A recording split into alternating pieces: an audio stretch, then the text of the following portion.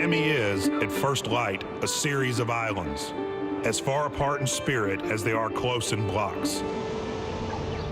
Most Notre Dame and Alabama fans in town for the national championship game woke up today in the most famous of those islands, South Beach, stepping into a dreamscape of pastel deco and tireless house music, an uns-uns that accompanies even breakfast, tight bodies and palm trees, and $300,000 cars, Crockett and Tubbs.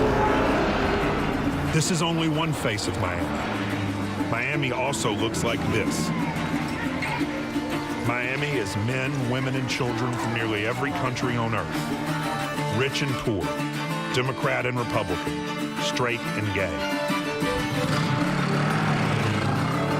People come here searching for safe harbor or acceptance, for a brighter future or freedom from their past.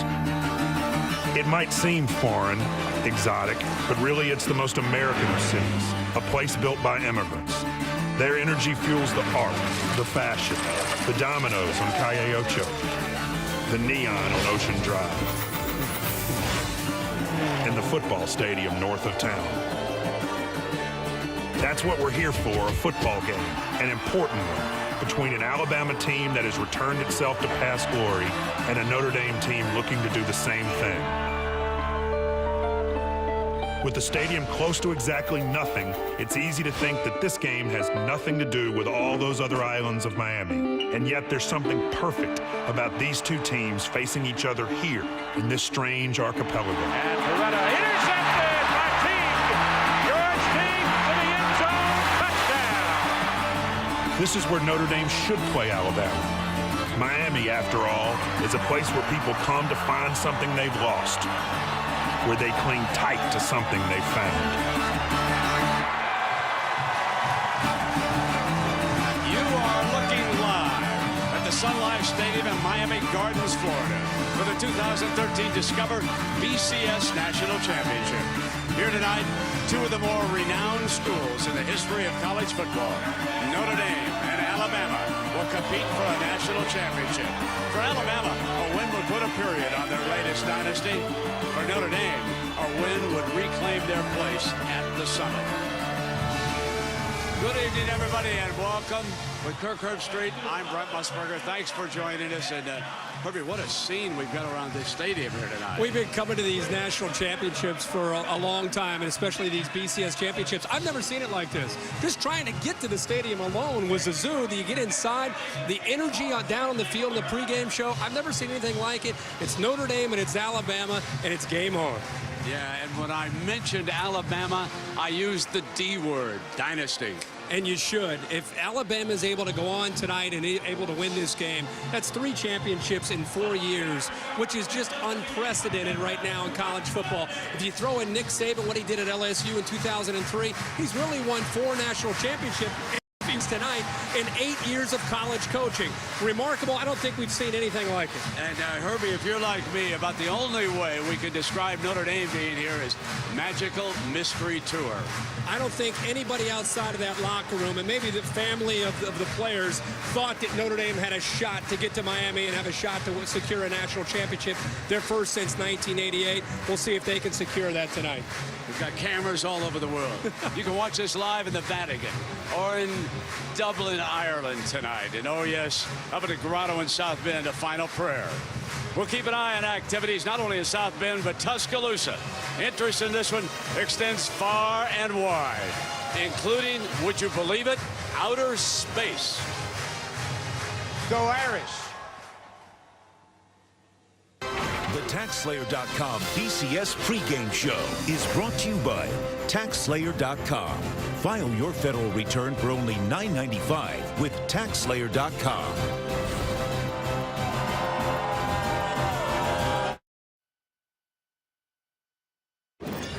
The TaxSlayer.com BCS pregame show is brought to you by Taco Bell. Sometimes you've got to live Mott's.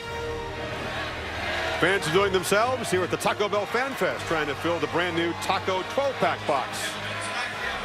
Meanwhile, the DirecTV mobile studio rolling into Miami. Through the course of the year, the bus has provided you with more than 30 hours of interviews with coaches and players across college football. Urban Meyer rejoined us. You've won this twice. All the variables and the uncontrollables for a coach. What one key decides this tonight, Urban? Can the Notre Dame corners hold up? They're going to load the box and stop Alabama's run game. If they can hold up, Notre Dame has a chance. Coach, I think the key is going to be Everett Dose's play. His ability to identify pressure, make great decisions with the ball in his hand, I think is going to be the #1 key in tonight's game. History says experience is no edge. Everybody has a feeling about Notre Dame. Nobody's neutral about the Irish, ambivalent about Alabama. Who wins tonight? Close game, slow-scoring game, Notre Dame by field goal. Wow. I got Alabama. I think too physical for too long. They will wear Notre Dame out. I got Alabama. Time for Mr. Corso. There will be no mystery and no subtlety in his presentation as the Leprechaun and friends take the stage. Pick me up, pick me up. Go Irish! Go Irish! Beat 'em Irish!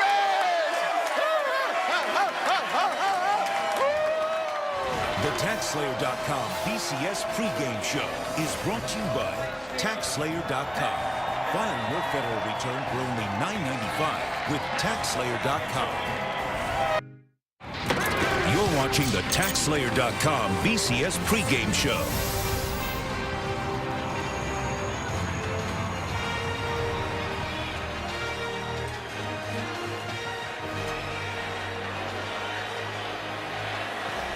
Alabama and Notre Dame come together on the football field for the first time in a generation. The unique one-game season to decide the championship.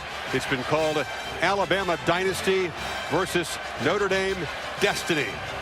Only one team gets to walk out of here with a crystal ball. Will it be the first for the Irish in the lifetime of their current players, or the third in 4 years for Nick Saban and Alabama? Great build-up, kickoff moments away. We bring in now tonight's public address announcer, John McGreedy. Go, go. Ladies and gentlemen, at this time we ask that you would all please rise for our national anthem. The United States Southern Command will present tonight's colors. And now, to perform our national anthem are members of the Grammy Award-winning multi-platinum selling artists Zac Brown Band.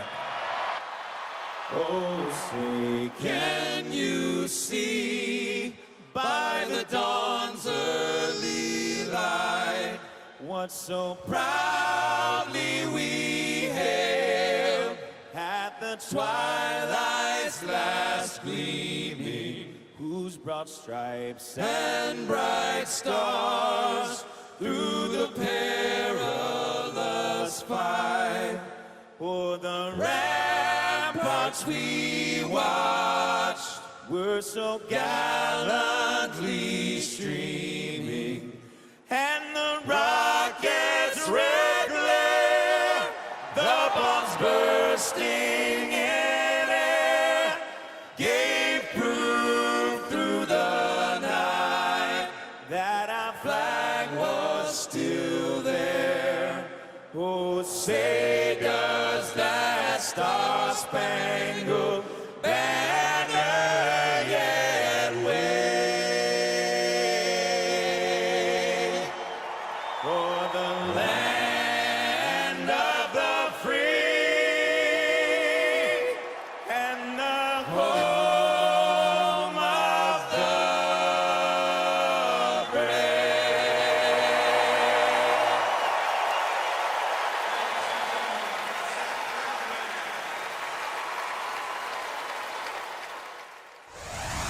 Kickoff is coming up live from Miami Gardens, and now a look inside Nissan's Heisman House.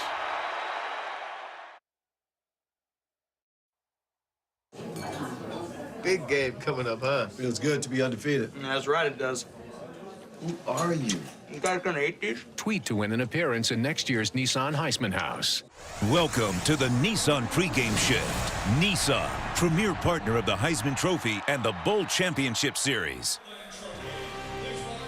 Welcome to the 2013 Discover BCS National Championship. We're tonight the #1 Notre Dame Fighting Irish take on the number 2 Alabama Crimson Tide.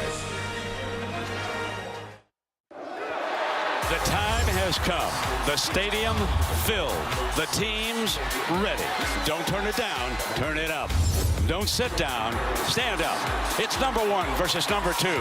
And the party doesn't stop. It's just beginning. Let's go. I think you're having a good time out there.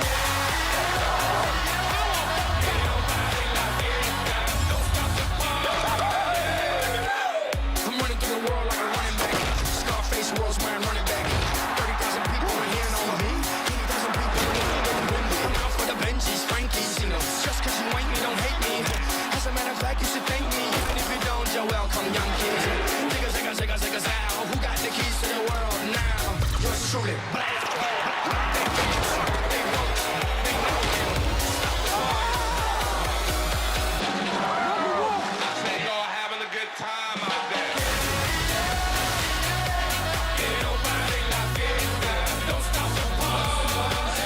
Game time. The 2013 Discover BCS National Championship. Ranked as the top 2 teams in the nation, the Fighting Irish and the Crimson Tide square off 2 historic programs, an undefeated team and a defending national champion. A tough challenge tonight to become a 2013 BCS National Champion. Temperature in the 70s tonight, just a slight breeze, 84% humidity here tonight. It should be a beautiful evening to decide a champion in college football. One of the toughest tickets that we have ever been around since we've been covering any game. We will have an excess of 80,000 here tonight, and many more thousand are outside the stadium.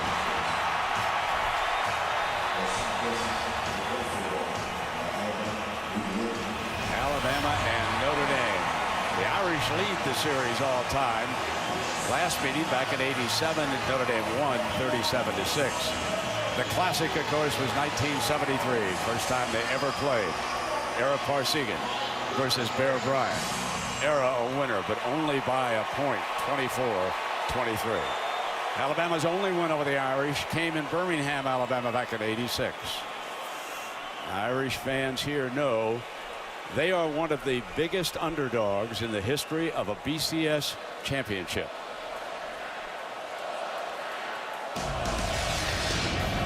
But when it comes to history, no one stands taller than the Irish unless you're the Crimson Tide. 2 of the most storied programs. And remember, the Irish didn't start playing bowls until the 70s. That's why they trail by so much in that category. National titles claimed 14 in Alabama and 11 back in South Bend.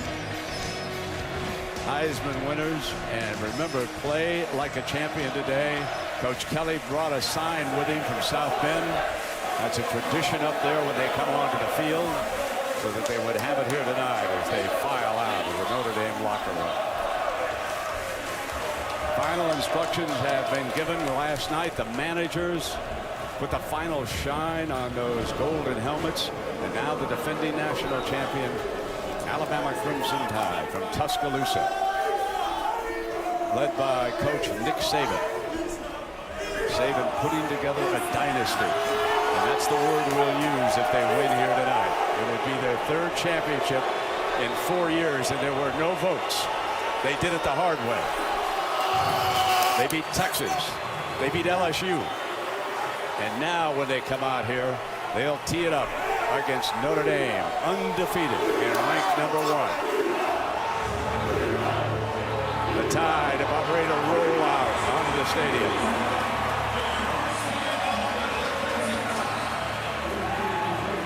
Here they come.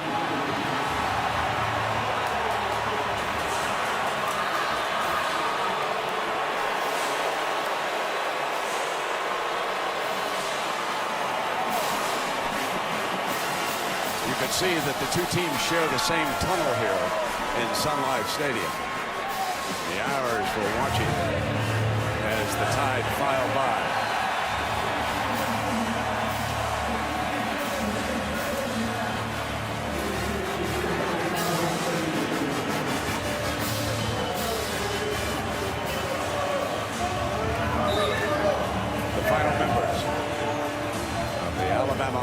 entourage onto the field, and then it will be Notre Dame's turn.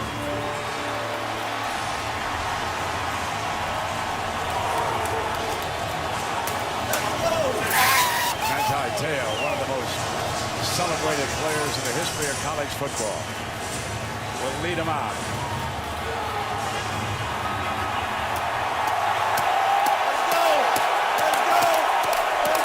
The heart of a true champion.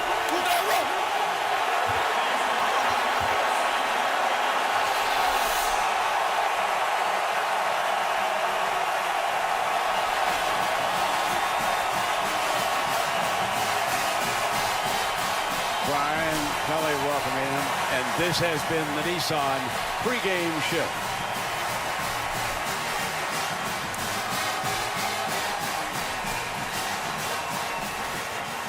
Welcome back, everybody, and what a scene, Herbie, as we look down Notre Dame and Alabama.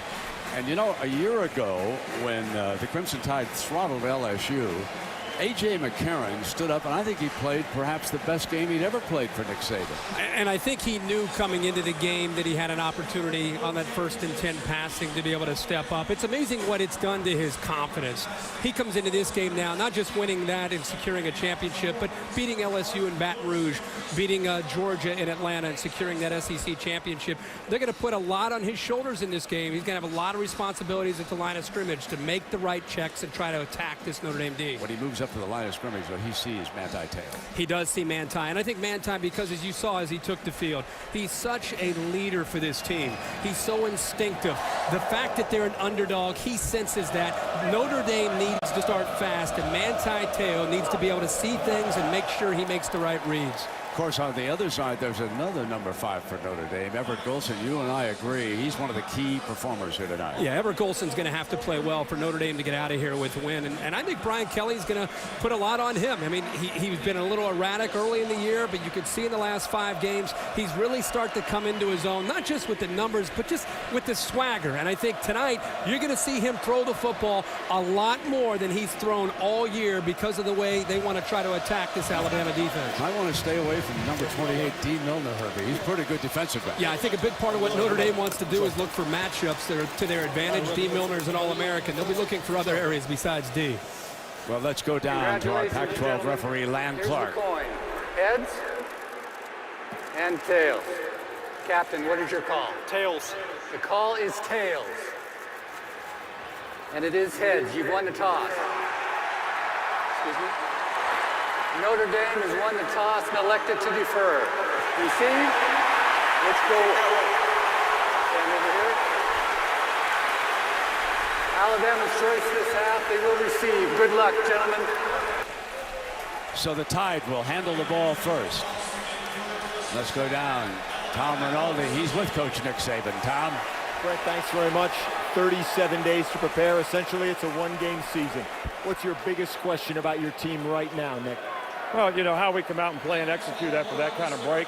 I think it's the discipline and execution, the focus to be able to sustain, do your job, and play with a lot of poise, overcome a lot of resiliency in the game to overcome adversity is going to be real important in a game like this, especially early on with the emotion. You believe in process, but ultimately the game is about result. Why will you win tonight? Well, you know, we got to play our best game. I mean, if we play our best game, that's going to give us the best opportunity to be successful, and that's what I'm hoping for as a coach. That's what we try to prepare these guys for. Nick, thanks very much. Good luck. Thank you. Let's go across to Heather with Brian Kelly. Heather? Tom, thanks so much, Coach. It's been nearly a quarter century since Notre Dame last won a national championship. Moments ago, when you looked into your players' eyes, what did you tell them? Well, how to win this game. You know, they know how to play the game. They'll play hard for 4 quarters. They've got will, determination, toughness. But the first 2 minutes are going to be crucial. And we've got to settle into the game. 2 minutes before the half, 2 minutes in the third quarter, 2 minutes at the end of the game. If we do that and understand how important those 2 minutes are through 4 quarters, we got a great chance to win. Coach, you've said you also believe that this game will be decided up front. What do you need to do to gain that advantage? Well, obviously, we've got to stop the run. If they can run at will and they get those big backs on our safeties, we're going to have a hard time bringing them down. Coach, enjoy it. Brent, back to you. All right, thank you very much. And that defense that you'll be hearing from tonight, and one of the leaders is Lewis Moore from Weatherford, Texas.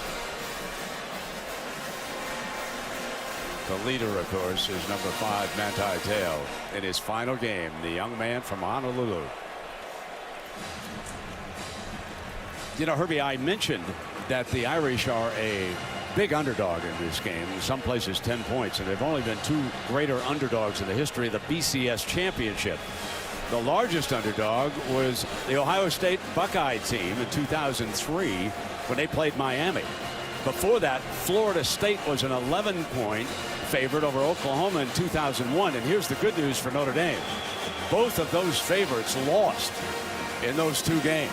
And I think Brian Kelly just brought an outstanding point up with Heather Cox, and that's mentioning the importance of starting fast. After a long layoff and you're a big underdog, the emotions in this building, it's electric. Notre Dame, when you're an underdog, they need to start fast and they need to have some success to get themselves to believe that they can go out and knock off Alabama. We mentioned number 28, D. Milner, and he'll be a first-round draft choice. He is back deep to return this kickoff. Kyle Brinza, who's had a fine year for Notre Dame, has it on the tee. And another speedster, Christian Jones, who played so very well against LSU in New Orleans, is also back deep with Milner. So Brinza puts the ball on the tee on the 35-yard line, and settle down, everybody. This crowd is ready.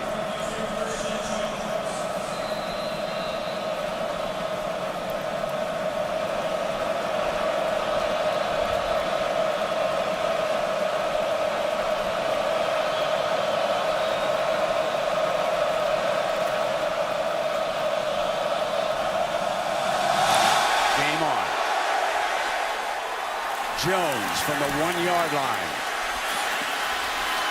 to the middle and out to about the 19-yard line.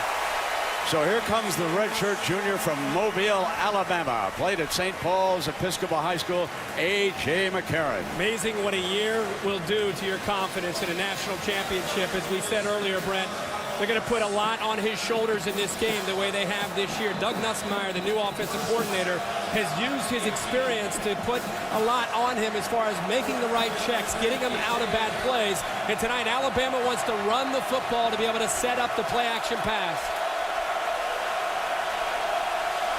Eddie Lacy is in the deep set. Lacy behind that great offensive line. And he is stopped after about a 1-yard gang tackled by that Irish front. And it was led by Lewis Moore, who you saw over there on the sideline getting ready.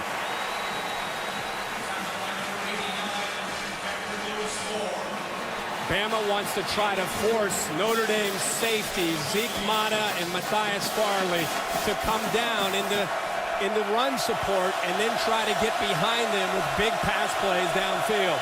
Doug Nussmeier, the offensive coordinator, sticks with his same personnel. On first down, it's the play action. McCarron's going to throw deep. Norwood's got it in midfield. Just talked about, Notre Dame's got a lot of energy right now. They're fired up to stop Eddie Lacy. There's Norwood, who had a big championship game last year against LSU. Easily gets behind coverage. The Notre Dame defense trained their eyes on the run game, and it opened up for Norwood an easy throw here for A.J. McCarron to get into rhythm. 29 yards on the game. Norwood didn't have just a good day, Herbie. He had a career day against LSU in New Orleans. Now show the Nevada offense. Handed back off to Lacy. Lacy behind the left tackle, and he crushes the defense for another first down, and there's a penalty flag as Lacy's helmet came off on the play. He would leave for a play unless it was ripped off, and there's a penalty, then he could stay on the field.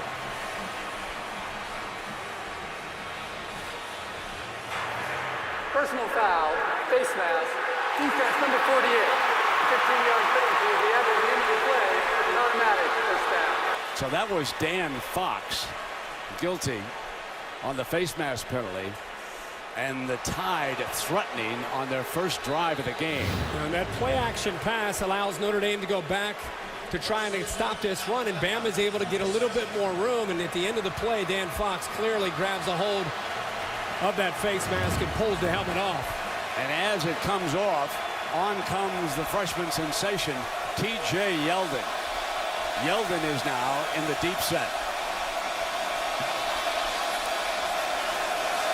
Movement in the defensive front by Nix.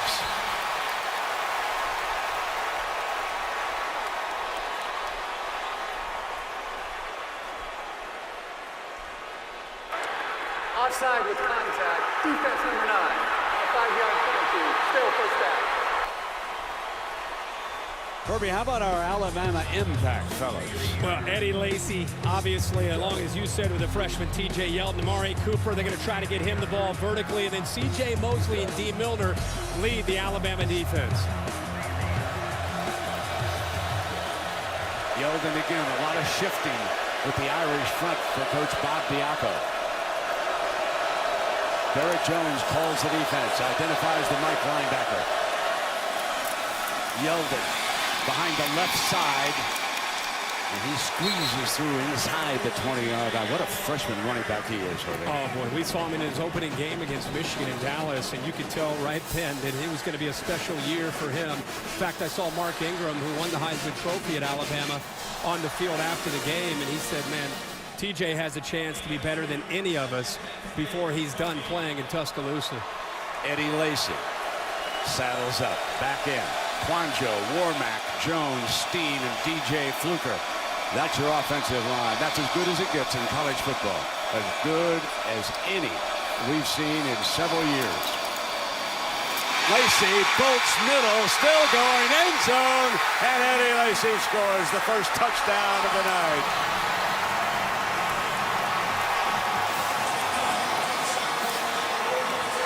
A 20-yard run for number 42. That was an 82-yard drive, and folks, that's a story. Notre Dame has not allowed a touchdown drive of more than 75 yards this season, and the tide rolls for 82. That play-action pass just seemed to open up the running lanes after they had success with that throw. They got back to doing what they do well, and that's running the football. You can see the double team on the left side there, opening up with Quanjo and Warmack. Eddie Lacy, you can see how fresh he is. The turf toes behind him. He's running much quicker. We saw that in the last 3 games of the year. He's playing with great quickness, and it's a big touchdown here for Bama. Jeremy Shelley tacked on the extra point.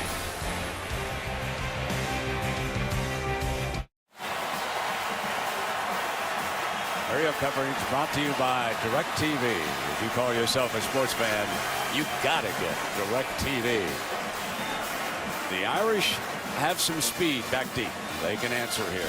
George Atkinson, the son of a great NFL player. His twin brother's also on this Notre Dame team, is back deep. A year ago, prior to this season, he returned 2 kickoffs for touchdowns.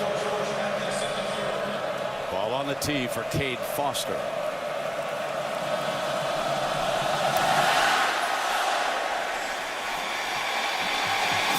Atkinson not going to play it up. He'll come to the 25-yard line. So here is the redshirt freshman, Kirby, from Myrtle Beach High School in South Carolina, and he's been maturing with every game. Here's Everett Golson. We've talked a lot about how he has to play well. I think that's obvious. I think they're going to ask him to throw the football against this Alabama defense more than he's probably thrown all year. The other thing, Brent, is he's going to have to play with tremendous poise, much like he did at Oklahoma and USC late in the year. Be accurate, try to create, use your feet. A lot from him tonight if they're going to be able to move the ball offensively. Notre Dame has decided to open with 3 tight ends. They'll empty the backfield out.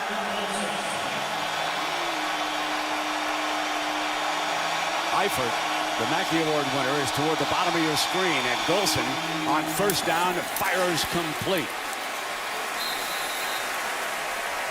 A weakness from Alabama that was exposed late in the year was LSU passing the football with success, A&M throwing the football, and right away they go to an empty set, try to get some one-on-one matchups and get the ball thrown to the outside. Looks like Golson lost a wristband, and that was a new one. Heather Cox reports from down below that they threw out, so that he's got the plays there for it. Now it is second down and short after that completed pass to Jones for 8 yards. Up over the top he goes, under fire, and incomplete. Out of bounds was Eifert over there. How about this? They're challenging D. Milner here, the All-American. They go with the size. He just put it up in the air. We've seen Eifert make these catches all year, clearly out of bounds, but you can see Brian Kelly said the team that makes the most mistakes might be the team that wins tonight. He's just basically saying we've got to take some chances right away. First couple plays, they're airing it out, and it goes right after D. Milner with Tyler Eifert. Third down and 2.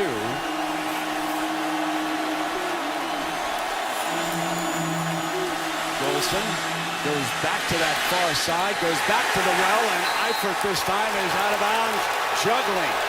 They went twice in a row after D. Milner and came up empty twice in a row.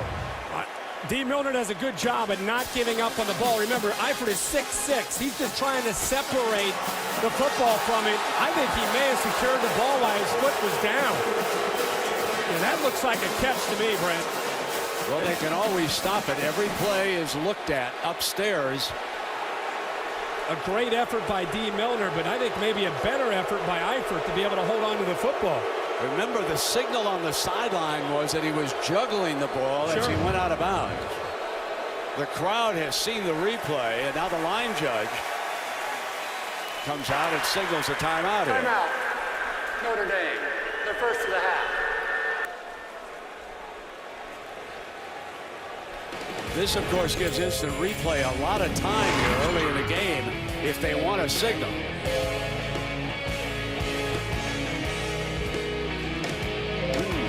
What do we have here? The Discover BCS National Championship is brought to you by the new Discover It card. Finally, a credit card that's changing the game. Taco Bell. Sometimes you gotta live más. The new 2013 Ford F-150 with EcoBoost. Allstate. Are you in good hands? And DirecTV. If you call yourself a sports fan, you gotta get DirecTV. Call 1-800-DirecTV. We're seeing some great views of the game, courtesy of the DirecTV Ultimate Picture Cam. Well, during that timeout instant replay at ample time, there was no notification down below, so Notre Dame will be punting, and Christian Jones is back deep for the Tide. Fair catch, and he signaled late. Fumble, flag comes down. Let's see if there was contact. He signaled for the fair catch at the 25-yard line. Ball was put down on the ground, but there was a penalty flag.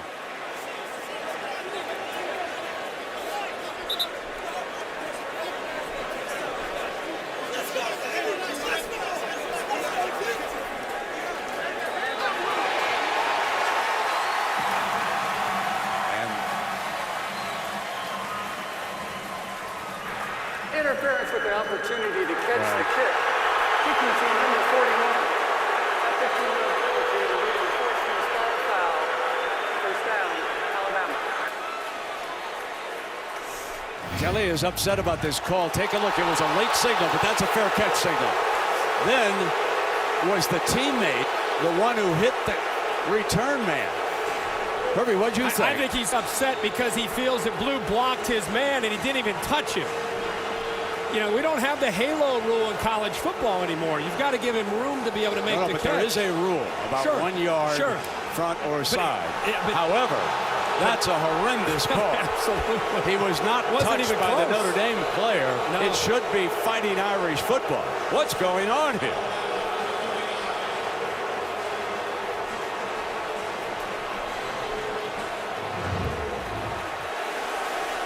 A.J. McCarron with a 7-point lead back under center.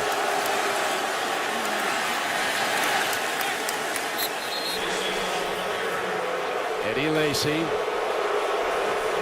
Last time Notre Dame tried to defend this Alabama offense, it was a kind of a combination. The A.J. McCarron play-action pass seemed to open it up to get back to running the football. The matchup everybody wanted to see was Alabama's running game against the physical front seven from Notre Dame.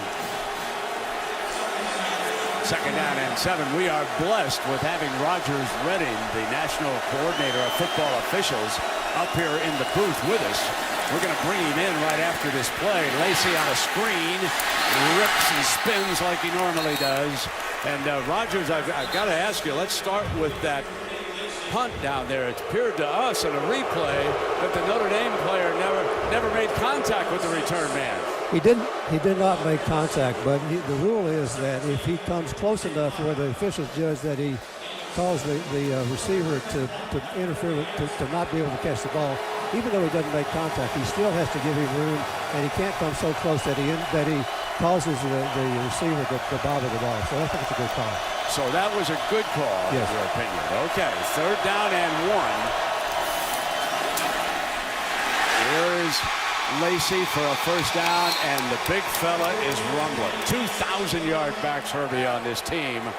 Lacey along with T.J. Yeldon. Well, if Alabama's going to be able to run the football with Eddie Lacey, it's going to be tough for Notre Dame to be able to hold up defensively. Right now, that battle that we all were excited to watch is obviously going in favor of Alabama's big behemoth offensive line pushing right now that Notre Dame front.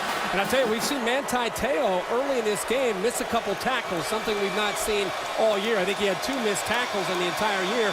Already a couple missed tackles in his first couple drives. First down and 10. Play action, firing downfield, incomplete. Marvin Shin, who has been picking up the slack for the injured Kenny Bell, and that was Zeke Mata unloading. Yeah, good throw there, and actually a great read, well designed. McCarron, plenty of time to throw. Shin's just unable to hold on to it because Mata lowers the boom. Zeke Mata is the thumper back there in the secondary for this defense, the senior. 6'2", 215 pounds, and he times that up perfectly. Clean hit, is able to dislodge that football away from Shin. 2nd down and 10.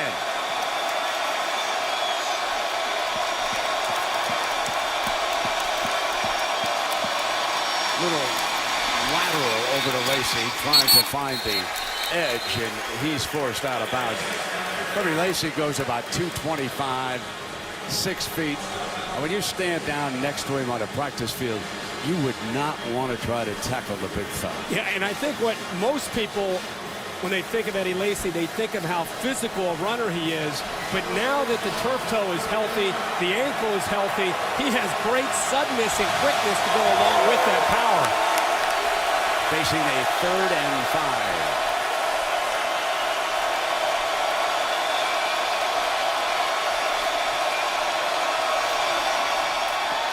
McCarron fires for the first down, and he comes right back to Marvin Shin, who is a redshirt freshman. He just overload this zone here and find the man that he wants. This is the experience of McCarron. He's looking into the teeth there of Manti Te'o and the rest of that defense in the middle. You see the true freshman, 22, Elias Shoemate.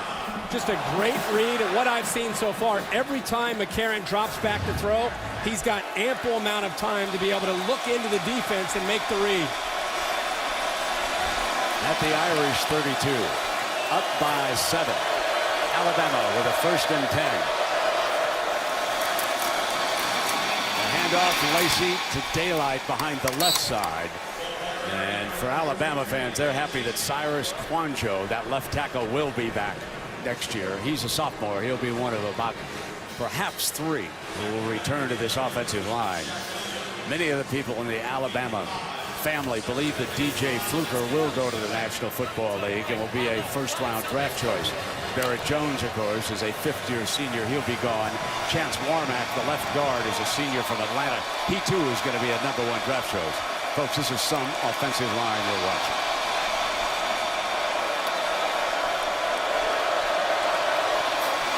On 2nd and 5, spins it out to Amari Cooper, the very talented freshman from Northwestern High School in Miami. Well, Doug Nussmeier right now doing a very good job, the offensive coordinator, of mixing up the play action, mixing in the run with the pass.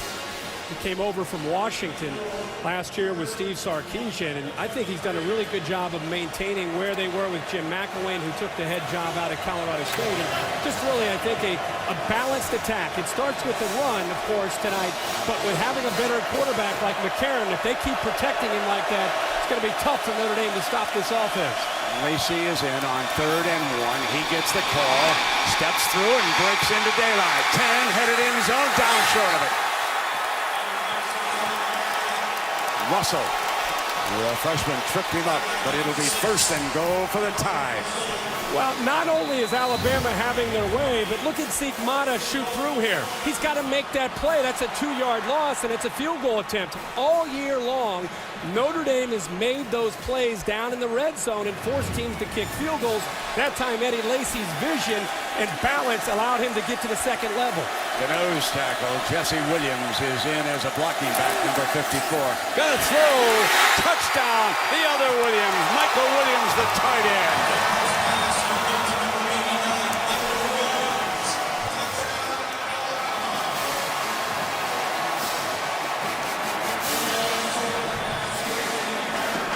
Absolutely great call by Doug Nussmeier here.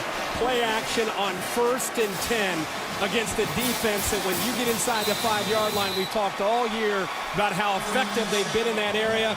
They pinch the gaps, they shoot the gaps, and that time everybody was defending the run. Perfect time to call the play action pass. Shelley slides through the extra point. You can see the defensive line. You see Manti Te'o shooting up. They're thinking Jesse Williams in there. They're going to run the football. 1st and 10. Don't wait to 3rd down. Call that on 1st and 10. A.J. McCarron with his first touchdown pass of the night. We'll be right back to the Discover BCS National Championship. This is it, boys. This is what. Jimmy Kimmel moves to a new time, Herbie, 11:35 tomorrow night. He's going to go head-to-head now with Jay Leno and David Letterman. Jimmy Kimmel, ABC, tomorrow, 11:35. I'll be dialed in. Love Jimmy Kimmel. So Barrett Jones is having his snap hand worked on down there. Remember, he had a left foot injury. That's the right hand that's being tended to down there. He is your ringleader. This is the 3rd position that he's played in 3 championship games. Remarkable story. Guard, then left tackle, and this year's center. Amazing. And Atkinson now will return this kickoff for the Irish to the 20-yard line. Let's take a look, Herbie, at tonight's Taco Bell touchdown spotlight. Well, they've had a couple possessions, and they've been able to put 14 points up on the board, and it's been a very balanced approach. The double team here on the left side, which opened up a big run by Eddie Lacy, Cyrus Kwanjo, and Chance Warmack. Great vision there by Eddie Lacy. And then here, Manti Te'o expecting the run with big Jesse Williams in there. 1st and 10 play action. They sneak it in behind them. 2 possessions. 2 touchdowns, and Alabama is rolling right now early in this game. That puts the heat squarely on the Notre Dame offense. They've got to respond. Sierra Wood is alongside Golson. And Golson rolls and throws again to the left, and he finally got Eifert a completion that time. Luster and fumble. Fumble, ball on the ground. And Alabama has recovered.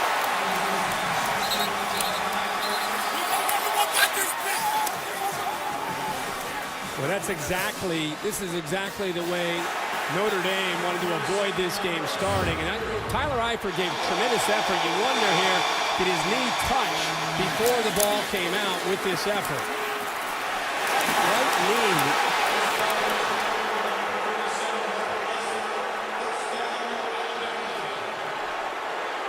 And there's the knee. You can't really, the ball's still in there.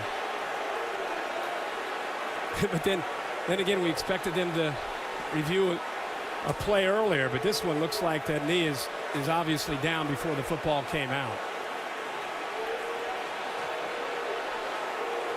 The Irish defense is trotting out on the field.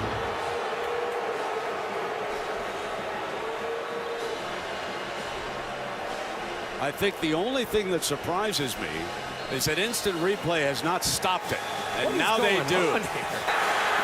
Ruling of the previous play of fumble is under further review.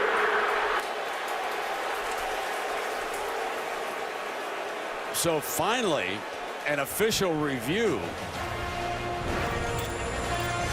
Herbie, the Irish got to dial up the leprechaun. I mean, what? He missed the kickoff?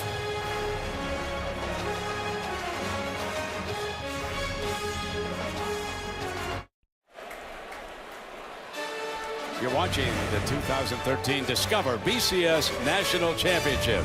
Hurry, just in the nick of time, the Leprechaun arrives, and they do say that that knee was down. Notre Dame retains possession.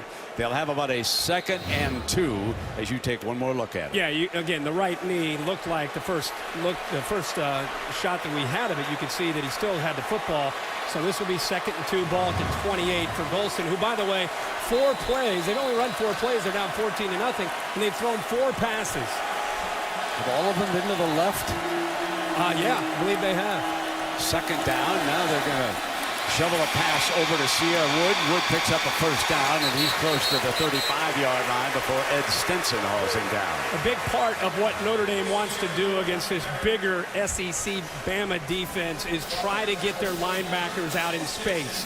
Try to get their safeties out in space, whether that means making them cover wide receivers and a guy like Tyler Eifert out in space, or getting a quick pitch out to Sierra Wood.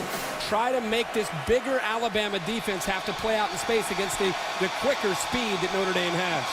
Theo Riddick is the running back behind Golson on this 1st down and 10. And Riddick, who had a great game against USC, is stuffed at the point of attack.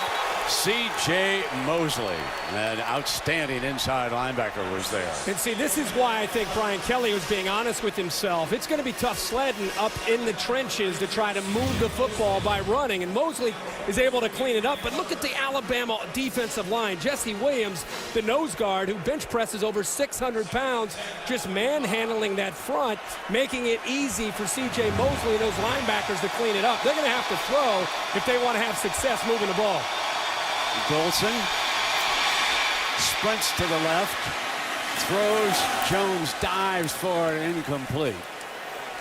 Ball out of bounds, and so now it will be 3rd down.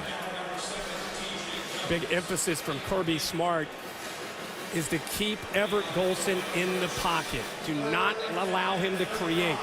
Kirby Smart, the defensive coordinator for Alabama, Nick Saban, he said, you know, we don't want to try to rush upfield. Let's just try to contain him, show us that he can throw the football from the pocket. Coaches are happy to have DeVaris Daniels, number 10 back, and he's slotted to the left for the Irish, trotted in from the sideline. His daddy played in the National Football League for a long time, and he's got good ability. Golson, though, is forced out of the pocket on the move. Throws near side, incomplete. Notre Dame forced to punt.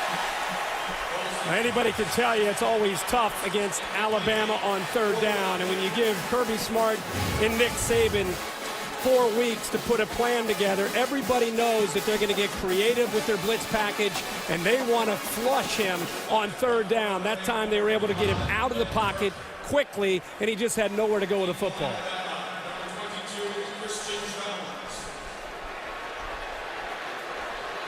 Ben Turk standing on the Notre Dame 20-yard line. Christian Jones on the other 20 for Alabama.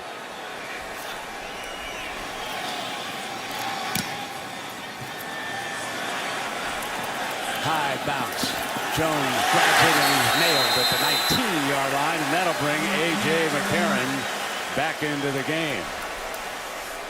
Now, when you're a quarterback at Alabama, you see that lovely lady there. She does go to Auburn, I want to admit that. But she also, this Alabama, and that's A.J. McCarron's girlfriend, okay? And right there on the right is Dee Dee Bonner. That's A.J.'s mom. Wow, I'm telling you, quarterbacks, you get all the good-looking women. What a beautiful woman. Wow, A.J.'s doing some things right down in So if you're a youngster in Alabama, start getting the football out and throw it around the backyard with Pop.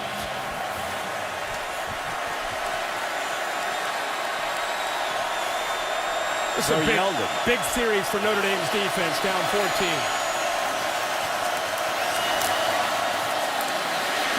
Yeldon cuts back to the left. Couldn't quite keep his balance.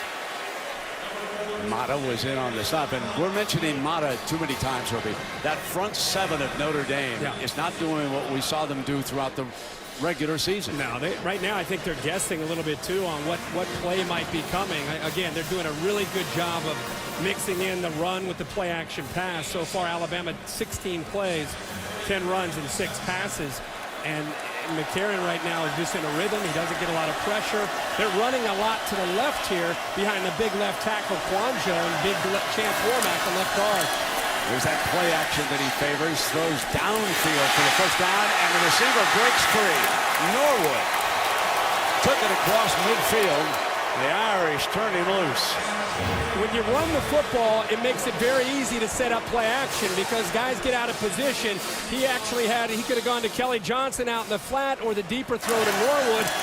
Alabama feels that there's some mismatch out in the perimeter. If they get those safeties down in run support and you isolate those corners, Russell and Jackson one-on-one, they feel that they can have a big night throwing the football. And again, A.J. McCarron right now is really feeling it. He's 6 of 7 here in the early going. That was 25 more yards to Norwood on that pass play. Norwood got 54 yards already tonight. Play action, fire, and that's complete to Cooper, the freshman from right here in Miami, and he slips down the sideline. Now, A.J. McCarron is trying to win back-to-back national championships as a quarterback, and folks, that would be a first. You will take a look that during the BCS era, Chris Winkie, Ken Dorsey, Matt Leinart all tried it and all came up short.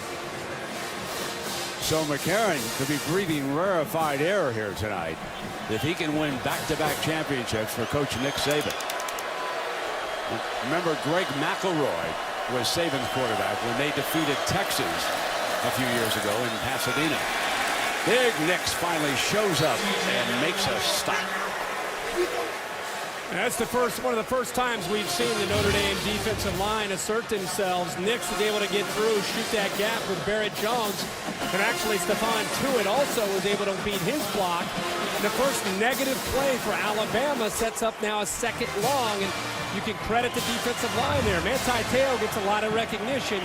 But for Notre Dame to play their kind of game, the defensive line has got to play better. And that maybe could be the start of something. We'll see.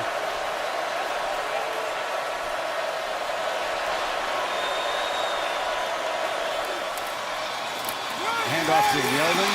Yeldon is spun around and keeps going across the 35-yard line. That'll bring up third down. Couldn't tell there if Louis Nix, as he was reaching in there to get involved in trying to make that tackle. You see him lined up there with Barrett Jones. He kind of reaches his big paw out there and almost knocked the football loose. I couldn't tell if he got the face mask there or not, but no, he's able to avoid it.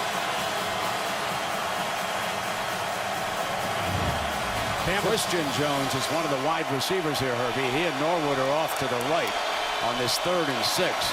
Cooper's at the bottom of your screen. He's a deep threat. And A.J.'s looking his direction. Got Cooper, Amari Cooper down to the 6-yard line. He's the one who can take it deep. Just ask the Georgia Bulldogs.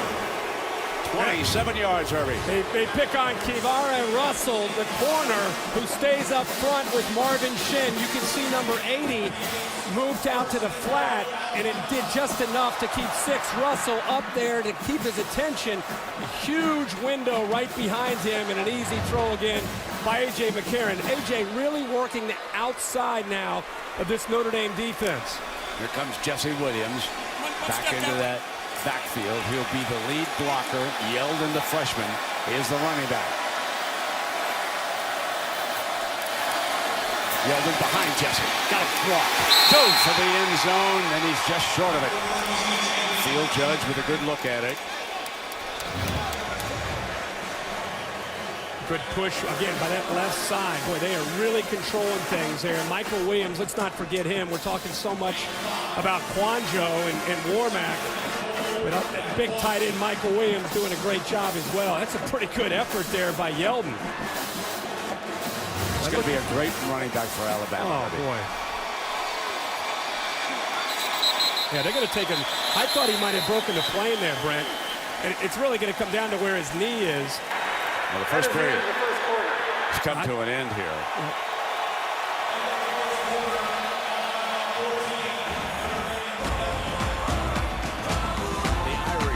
Being dominated in this BCS championship game. They'll try to regroup in the second quarter.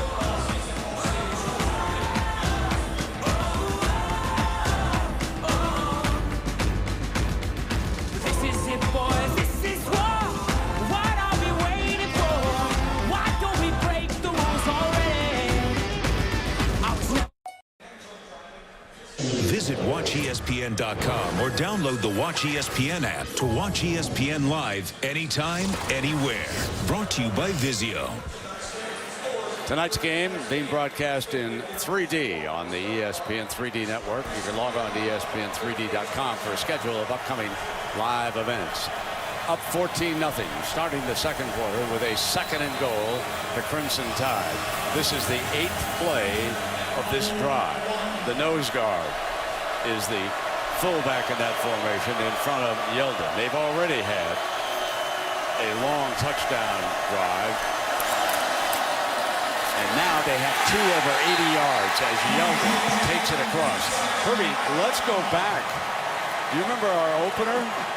Alabama took a 21-0 lead over Michigan in their first game. And now here tonight, they lead the Irish 21-0. I mean, they are dominating in every phase of this football game. Running the football, getting their quarterback in a position to have success throwing. He's 8 of 9. The defense has been dominant so far. Notre Dame right now just can't do anything right, and they're down 21 points. Shelley knocks through his 3rd extra point.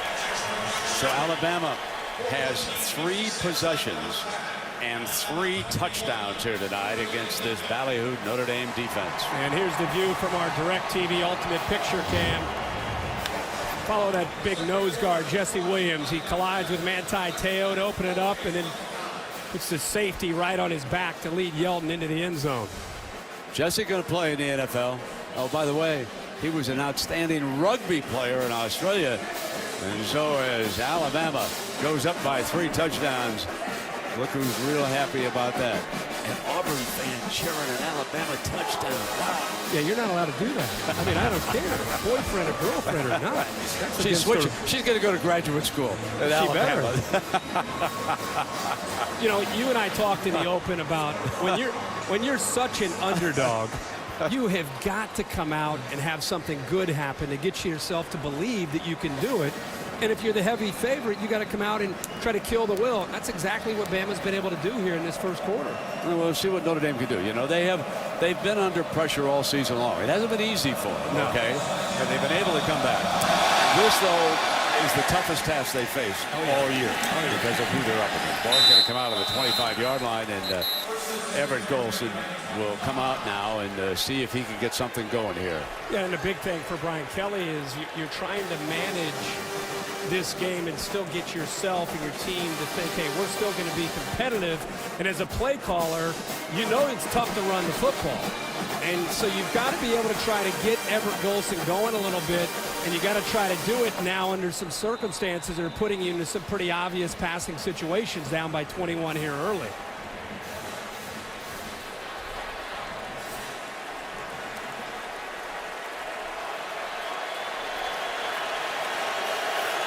Only 23 total yards for the Irish and over 200 for Bama. Golson straight back, has good time, fires downfield, caught by Daniels. There's the young man, Herbie, who can start to turn things around for the Irish. It's great to see him back. He missed some games after an injury in the Boston College game, and he is a guy that can get vertical in a hurry, and they're actually going to go tempo now, but a great throw. You can see the arm strength there of Golson, and a good job by Daniels of being able to hold on to that football, getting behind Clinton Dix. That's 14 and a half minutes left here in the first half. And a touchdown would be huge for the morale of this Notre Dame team. It's 2nd down and 10. They were going back to him that time, and Robert Lester, the safety, covered him. Urban Meyer, who was a guest on our pregame show, made a really interesting comment. He took a team of the Florida Gators in 06 to the national championship when they played Ohio State. And he said the first time we had a little bit of doubt going in. We needed some things to happen to get us to believe we belonged. In 08, when they played Oklahoma here in this stadium, it was a completely different feel. Now on 2nd down, he is lit up. Nothing doing, and that is Mr. Mosley, the junior from Theodore High School in Alabama. Mosley is all over the field. You know, he is known as the more athletic linebacker for Alabama, but Kirby Smart said, late in the SEC championship, we kept him on the field for every single situation. Tonight's the first night he's starting in every play. Needing 10 yards, Golson will try to take off, and he's not going to get it. Tackled at the 39, Jeffrey Pagan, one of the defensive linemen, bringing down Golson. A good job again on third down. You know Golson has a tendency to want to take off. The defensive ends aren't getting too far upfield. They've been taught all month to try to keep Golson in the pocket, make him step up into the pocket, and allow the rest of the defense to be able to corral him. Brian Kelly said, we got to go. We're down 3 scores. It's 4th down and 5. Got to make something happen. Golson going to fire deep. Jones, jump ball deflected by Blue. The JC transfer was under attack, and he made a fine play that time. How about Dion Blue? He's been at times picked on in the SEC. That time he goes up and high points the ball, and Jones never had a chance to get to that for a first down. Notre Dame took a chance and went downfield for the big one. Now, can the Irish defense stand up? Can they finally stop the tide? We'll find out.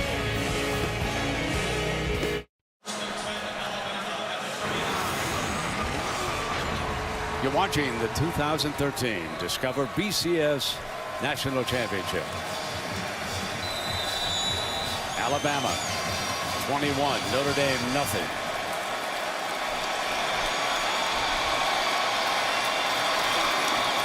Play action on first down, and he has to throw it away. Pressure was being brought by Notre Dame that time, and Prince Shimbo. Brent, I don't think you and I were necessarily surprised that Notre Dame went for it, but the fact that in man coverage they just went vertically downfield. Here's Theo Riddick, who does a little option route and just gets smothered by the linebackers, but really a low percentage opportunity here for Everett Golson by just throwing it down the field against man coverage, and I think he and Brian Kelly may be trying to work things out. Kind of a low percentage play there on 4th down. No doubt. 2nd down and 10 for McCarron. And Shimbo was bringing a little heat in that last play. Lacey.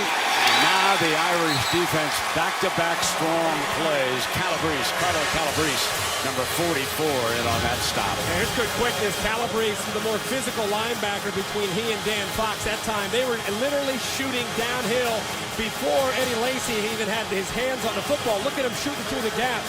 There's nothing the offensive line could do there. What that does eventually is allow Bama to go back to play action when those linebackers start shooting downhill like that. Now, Alabama is 4 of 4 on 3rd down, but this one's 3rd and 12, and McCarron undoubtedly will be throwing for the 11th time in this game. Middle, open, got the first down, and is there a holding call? There's a penalty flag.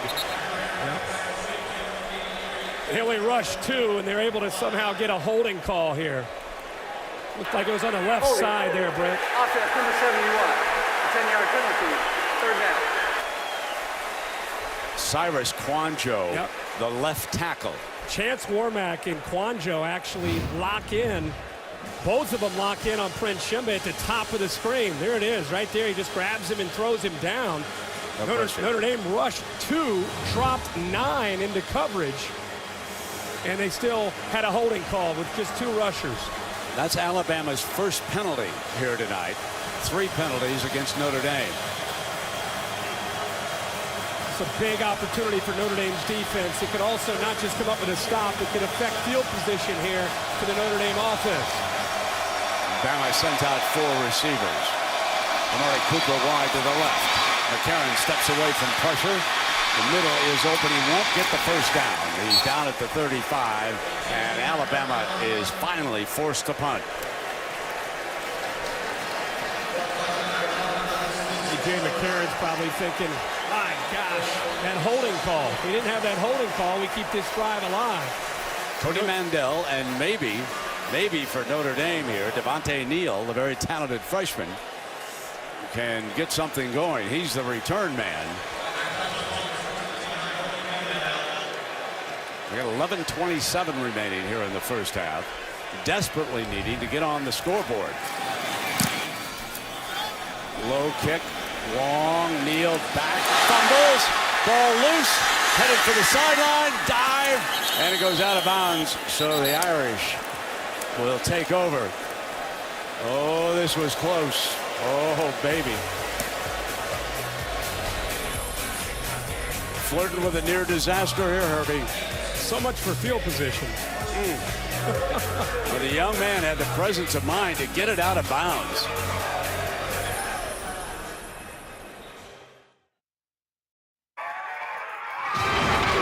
The Discover BCS National Championship is brought to you by Cadillac, the standard of the world.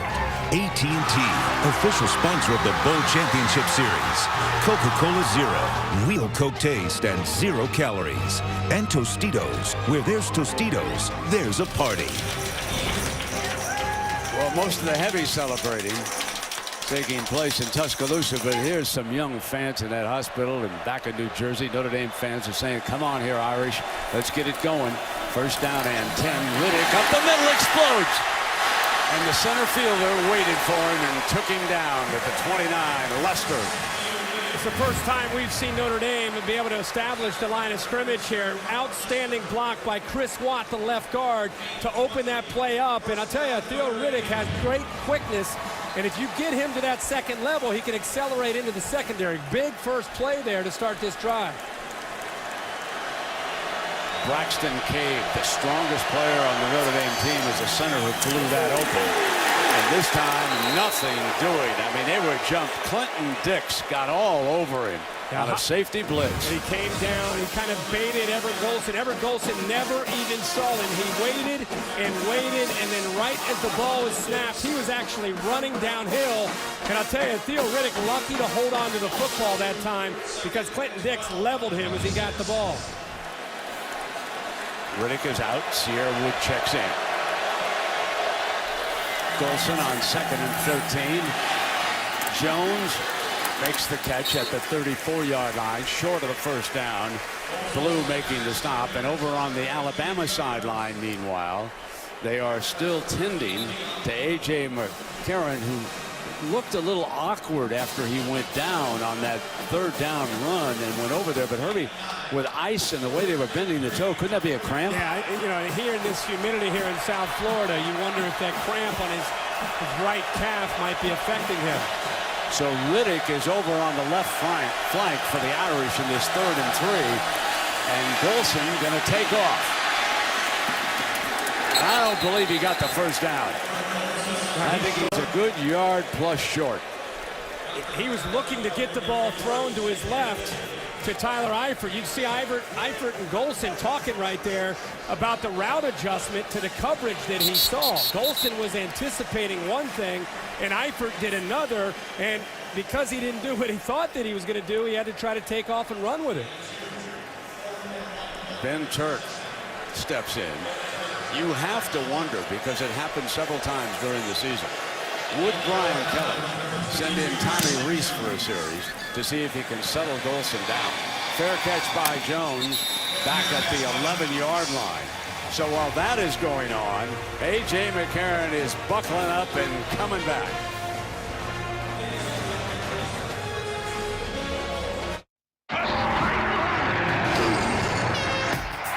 This year's AT&T All-America Player of the Year is Jadeveon Clowney from South Carolina. On behalf of AT&T, we'd like to congratulate Jadeveon and thank all college football fans out there who voted. The AT&T All-America Player of the Year is determined by the fans. No argument with Clowney for that award. And here the Alabama offensive line has been the dominant force. Quanjo, Warmack, Jones, Steen, and Fluker. And it's a 3-touchdown lead for the champions of the Southeastern Conference. Here is Lacey. Patiently picks his way for another first down. Let's check in down below. Tom, what was the final prognosis on A.J. McCarron on the sideline? McCarron came over to the bench, Brett, after the scramble on that last series. Described as suffering a Charlie horse on that scramble from an awkward hit. He received ice treatment. It was massaged out. And ultimately, McCarron back in the game. A slight hitch to the way he's moving, but ready to go. Lewis Nix, 344 pounds landing on your calf will do that to you. That's the full horse on it. No first down and 10. Lacey again behind the left side.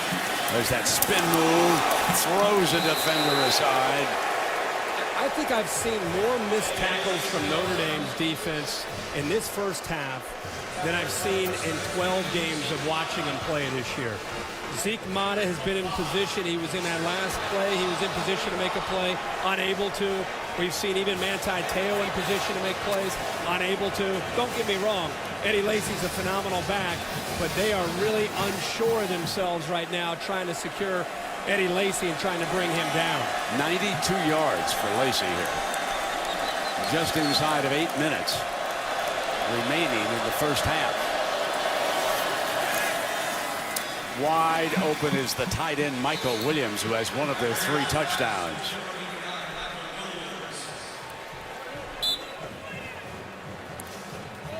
You see this Notre Dame defense. It's been one of the more dominant forces all year, and really a big reason why they're in this game tonight. But you can see what Alabama has done in this first half. They've just had their way, not only running the football, but I mean, when A.J. McCarron drops back to throw, it's like he's playing catch out in the backyard. He's 9 of 11 so far for 118 yards. Back to throw again and drops it off to Lacy, who juggles it when he turned around, and it'll be second down. Notre Dame is so conscious of not letting McCarron have a receiver like Amari Cooper get behind them, that they're opening up some easy throws underneath, and those 18-yard out, those comeback routes, those are very, very easy for him to throw because everybody's bailing to be able to prevent the deep ball. LSU feels your pain, Notre Dame. 21-0 in New Orleans last year. The Tide rolled. Then had 5 players drafted the first 35 picks of the NFL draft. Nick Saban and his staff simply reloaded. Second down and 10.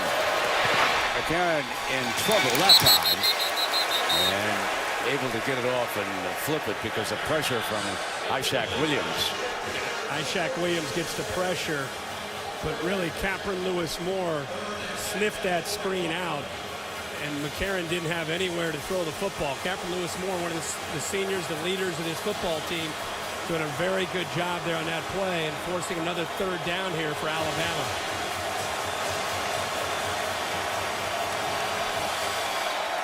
Third down and 10.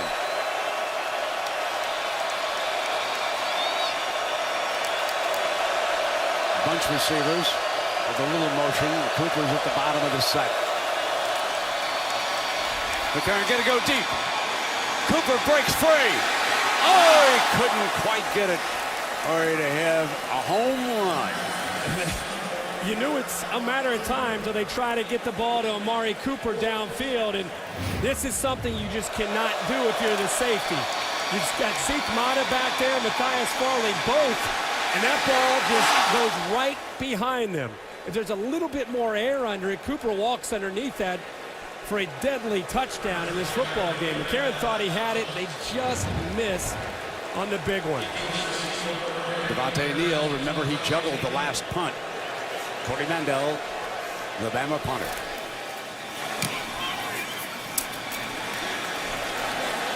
Drives him back inside the 5-yard line. And he's going down at the 2-yard line. First, Neal bobbles a punt that almost gives the ball back to Alabama, and now he fields a punt inside his own 5-yard line. Landon Collins with the stop for the Tide. A night to forget. Well, the NBA on ESPN will take you out west on Wednesday night. 2 very interesting games. Lakers, Spurs at 8. Then it'll be the Mavericks and the Clippers. And have the Clippers started to take over the City of Angels? You can find out. That's a pretty exciting team that they've got going right now. Chance to win the Western Conference. Meanwhile, Notre Dame trailing 21-0. And Herbie, they're coming out from the shadow of their own goal line. Golson from the end zone throws complete, and they finally get the tight end Eifert involved here. It's the second time he's been able to make a catch. They tried to get the ball to him earlier in the first quarter where they went up in the air, tried to get it over the top of D. Milner, who made the play on the sideline. This time Again, one-on-one opportunity against the linebackers, a play that Eifert's got to be able to make. Remember, he and Golson had a little talk after that last third down pass where there was a miscommunication. Comes up under center now and hands off to Riddick. They've got 6.5 minutes, Herbie, to get something on the board. It would be huge for Notre Dame if they can break through. A big part of playing in these games with a long layoff, and you're a big underdog, is you got to get something positive to happen to get yourself to believe. And right now, Brian Kelly's still searching for that. They've been able to step up a little bit better defensively. They forced the 2 punts. Now it's a matter of trying to get Everett Golson and this offense going.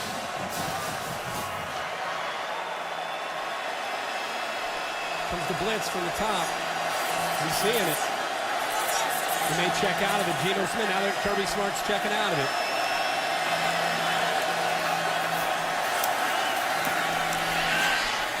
Fires to Daniels, and it was complete for a Notre Dame first down at the 32-yard line. Yeah, he recognized the blitz off to his right, made a check to be able to get an easy throw back into the sidelines here. Simple throw, good read, and a nice job of recognizing the blitz. But what's interesting is Kirby Smart called off the blitz, but they were still able to execute the play for the first. Alabama owns a huge depth advantage in this football game. 6 defensive linemen rotating now for the Tide in this football game, keeping fresh bodies out there. Play action. Golson takes off, comes back the other way. His receiver Daniels again, almost intercepted. Clinton Dix simply ran out of field. It was a little bit underthrown, and it's incomplete. Really good job again by Bama of chasing him down, keeping him in the pocket, not allowing him to get to the outside, but still, Golson made a pretty good effort there to buy a lot of time. Very, very tough for Clinton Dix to be able to stay with his man that long. Great coverage and a good job again of corralling Everett Golson. John Goodman checks in as one of the wide receivers for the Irish. Robbie Toma from Hawaii is over on the right slot. Golson looks in that direction and now backs out under pressure and fires to Eifert, but that's short of the first down. Clinton Dix again. Yeah, and what they're trying to do with Golson is, again, keep him in the pocket. Here's Hubbard, one of their best pass rusher. Instead of chasing upfield, he's just trying to keep him in that pocket, make him make a play from inside the pocket. Here, they keep him in the pocket, make him try to scramble, step into the pocket, and there's 3 defenders able to chase him down. They did it again on the previous 2 plays. 6'7" Troy Nicholas on the field for Notre Dame. He's number 85. He's going to be a fine tight end. 3rd down and 3. They have not converted a first down on 3rd down yet. Play action. Golson under pressure. Spins away. Sack, go, and down. That was Hubbard staying with him, and Hubbard, you talk about size for a linebacker, 6'6". Hubbard just didn't give up on the play, but outstanding coverage as well. They're trying to catch him off guard here, a little bit of a play action. They don't even have Eifert out involved. And Sinceri, who's known as a great blitzer, gets involved.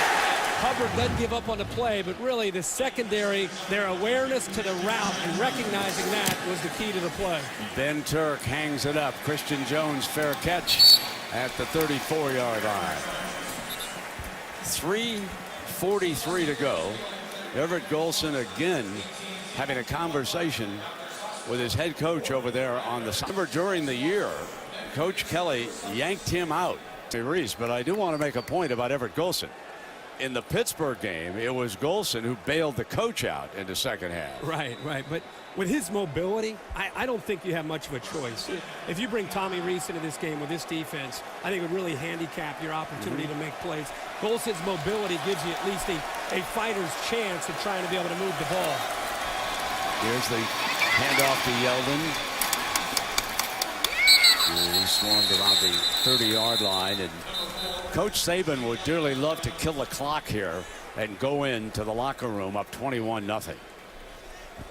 He'd like to take it on down there. Here is a man. I laughed when I read those rumors that he might be going to the Cleveland Browns and several. He's not leaving Tuscaloosa, folks. He's got a much better job. I'm telling you that right now. He doesn't have one first-round draft choice a year. He signs 4 or 5. Why would you leave? You're making $5 million. Holy Toledo. Here we go now. 2nd down and 8. Here's Yeldon. Barrels through for a first down. See, I don't think they're thinking about 21-0 at the half. I think they're thinking 28, at least 24-0. With A.J. McCarron, the way he's executing right now and the way they're able to run the football, I think they want more points here before they get to the halftime. And again, the balanced approach, keeping Notre Dame off balance. McCarron now on 1st and 10. This is always usually a time to look out for him with a play-action pass right off after a first down. 1st down and 10 for McCarron. Clock continuing to run now, down toward that 2:30. Off Yeldon's hands and almost intercepted by Teo at 7 on the year. That's how he gets many of them, Herbie. That deflection in the middle of the field, and Teo took a shot at it. Yeah, I think that might have surprised Yeldon. That ball came out in a hurry and just almost went right off of his face mask and straight up into the air. As you said, we've had a number of games where Manti Teo seems to just be in the right place at the right time and able to come up with a lot of interceptions. That would have been a big one for the Irish, obviously looking for any break that they can find. 2nd down and 10.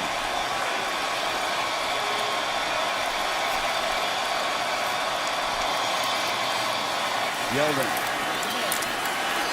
Short of the first down marker and the 50-yard line. Sheldon Day making the stop. One of the biggest surprises to me in this first half has been the missed tackles by Notre Dame.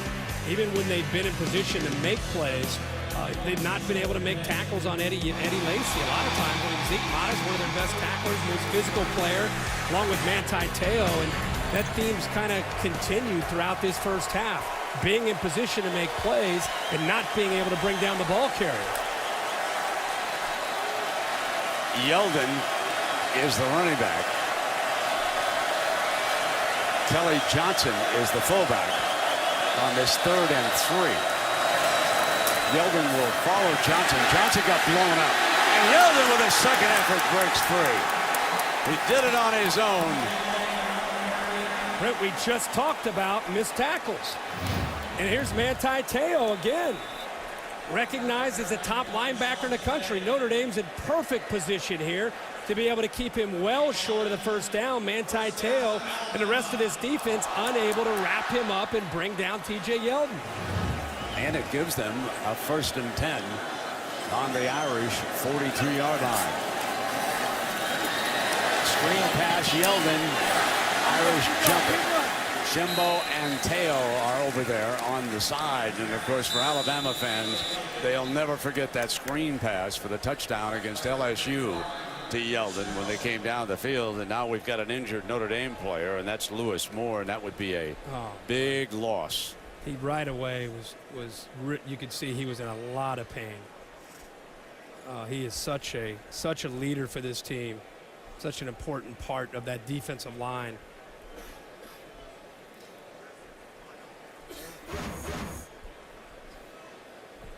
Captain Lewis Moore, he 306 pounds out of Texas, a co-captain, had 6 sacks on the year.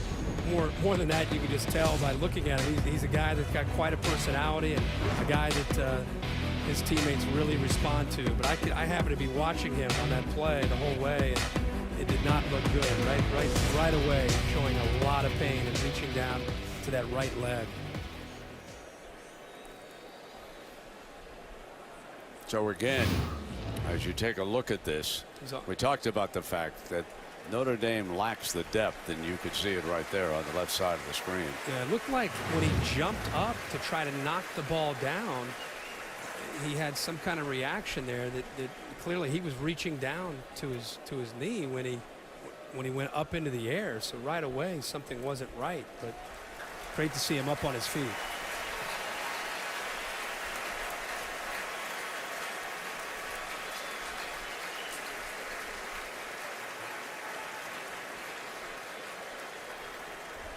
Well, let's hope that he's going to be all right. And I want to remind everybody that the Buick halftime report is coming up. We've got a little over a minute here left in the first half. Chris Fowler, Desmond Howard, and Herbie, you mentioned Urban Meyer, the Ohio State coach. He'll break down the first half, which has been dominated by Alabama.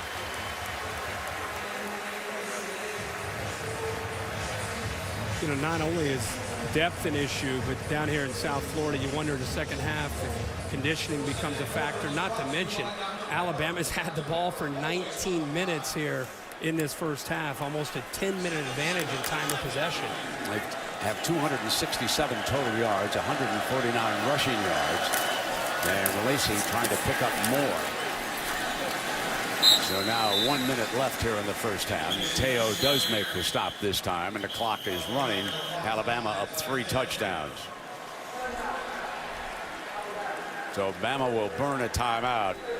They have a long field goal kicker in Cade Foster. A year ago in the championship game, as you see Lewis Moore being tended to on the Notre Dame sideline. A year ago, Jeremy Shelley kicked 5 field goals against LSU. He was wearing number 90 that night, Herbie, and guess what? He's wearing number 5 in honor of that night. That's great. Much better look, by the way, too. You always worry about a kicker wearing a 90. 5 looks better. There's Cade Foster. He is the long man. He also handles the kickoffs. 3rd down and 6. They squeeze just a couple more yards out of this, and we'll probably see Cade Foster here. And if they get a first down, they'll try to strike to the end zone. It's as simple as that.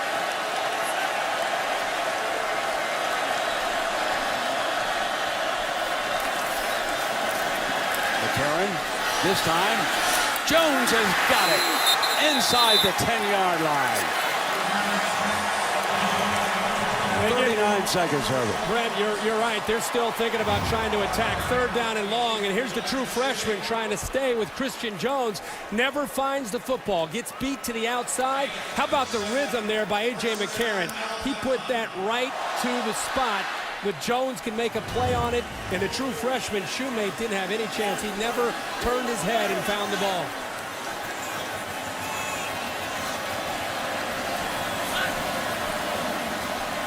Two receivers to the left.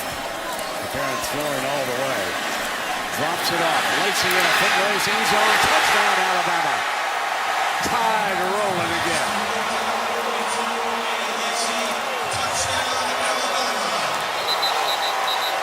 If this was a prize fight, they'd call it off.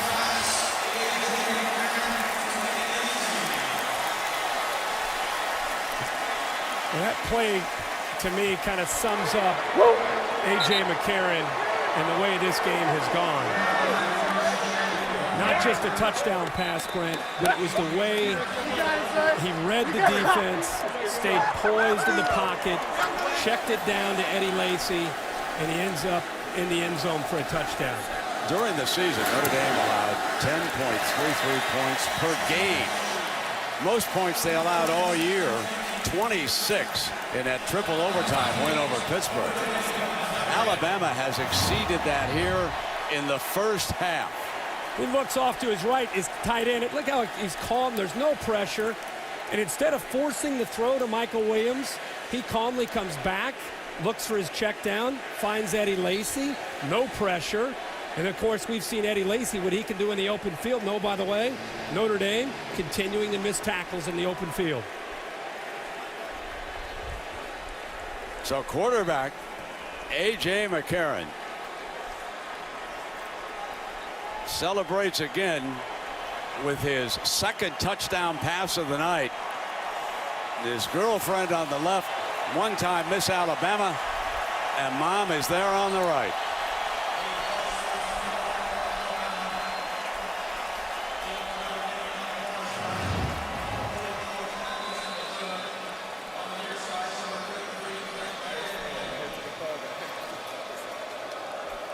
Johnny Football may have some competition for the Heisman Trophy next year, folks.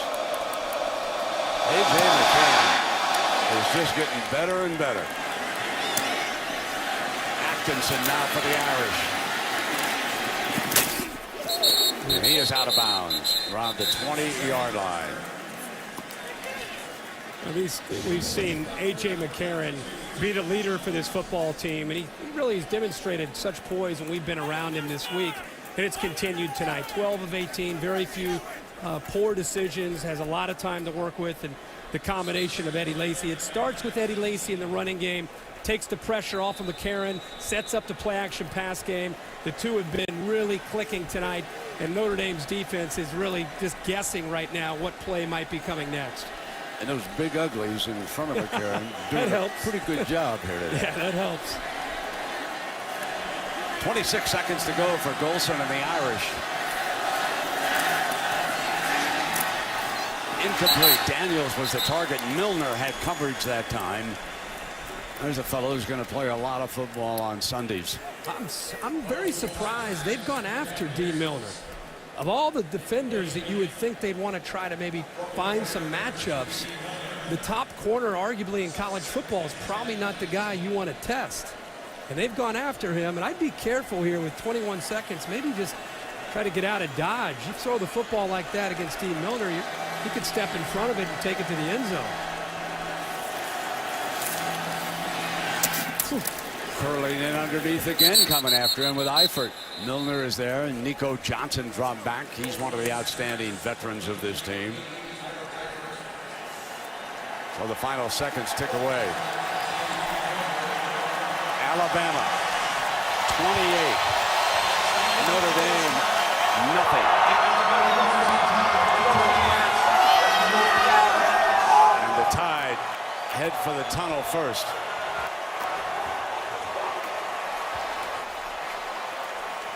Let's go down to Tom Rinaldi now with Coach Saban. Brent, thanks very much. The scoreboard says one thing, but how would you describe your team's play, Nick? Well, you know, I think we played well offensively. We're controlling the line of scrimmage. You know, we're running the ball. We got good balance. That's what we want to have. Defensively, we're doing a pretty good job. They hit a couple plays on us, but, you know, we just got to play 60 minutes in the game. This game's not over, and our players got to understand that. Thanks. Appreciate it, Nick. Let's go over to Heather. Tom, thanks so much, Coach. It doesn't seem to be the defense that we really have grown accustomed to seeing all season. Where do the fixes need to come in the second half?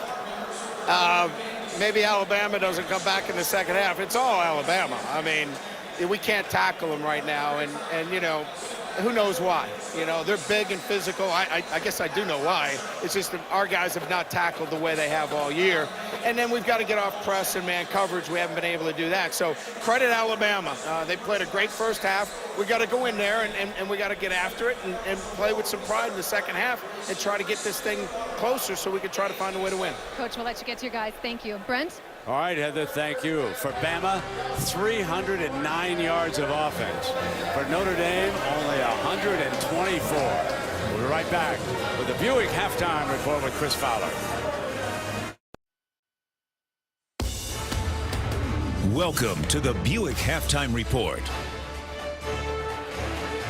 All big bad Bama at the break. Chris Fowler, Urban Meyer, and Desmond Howard. You put it together last year's 21-zip shutout of LSU. 49 straight points for Saban teams in championship games, Urban. It was supposed to be strength versus strength when Bama had the ball. Tide have been strong. What's going wrong for Notre Dame's defense? Two things. That's obvious. I mean, for me to say this, everyone watching the game, missed tackles on Lacy. And the worst fear, I'm sure, the Notre Dame defensive coaches, they've been exposed in the secondary. McCarron's having his way. I think I counted at least 4 post-corner routes that the corners and safeties just are nowhere near that, are nowhere near the receiver. Coach, when I'm looking at this Notre Dame defense, I see that Alabama's they're able to get to Manti Te'o because Barrett Jones, the center, who we thought would be hobbled by a left foot injury, is man up one-on-one with Lewis Nix, handling him all by himself. At times, he may get a brush block from a guard, but they're allowing him to man up against Lewis Nix, which frees up the guards to get to the next level to Manti Te'o. I don't have the statistics in front of me.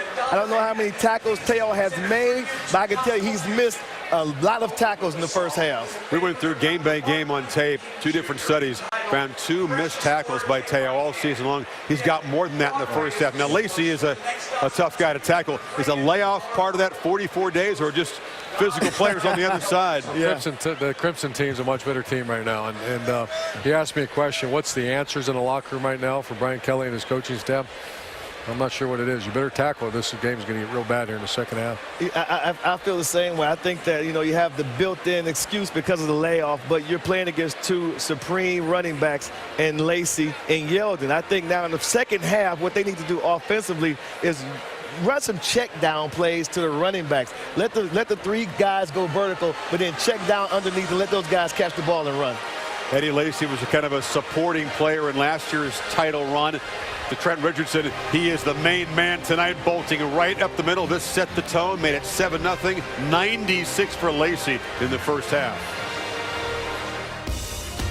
You're watching the Buick Halftime Report.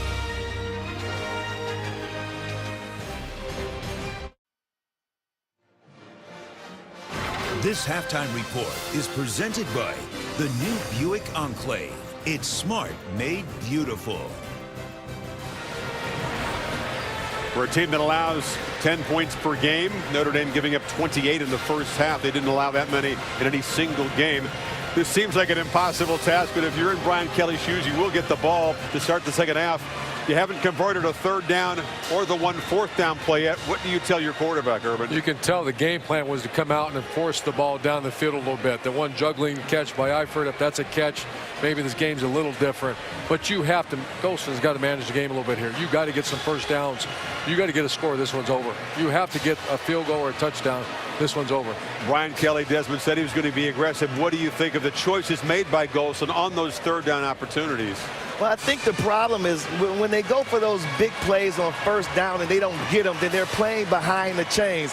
And that leaves the offense behind the 8 ball, so to speak. They need to have manageable 1st and 2nd and 3rd downs. They're not getting that because they're missing on their 1st down plays. That's where they're 0 for 5 on 3rd downs.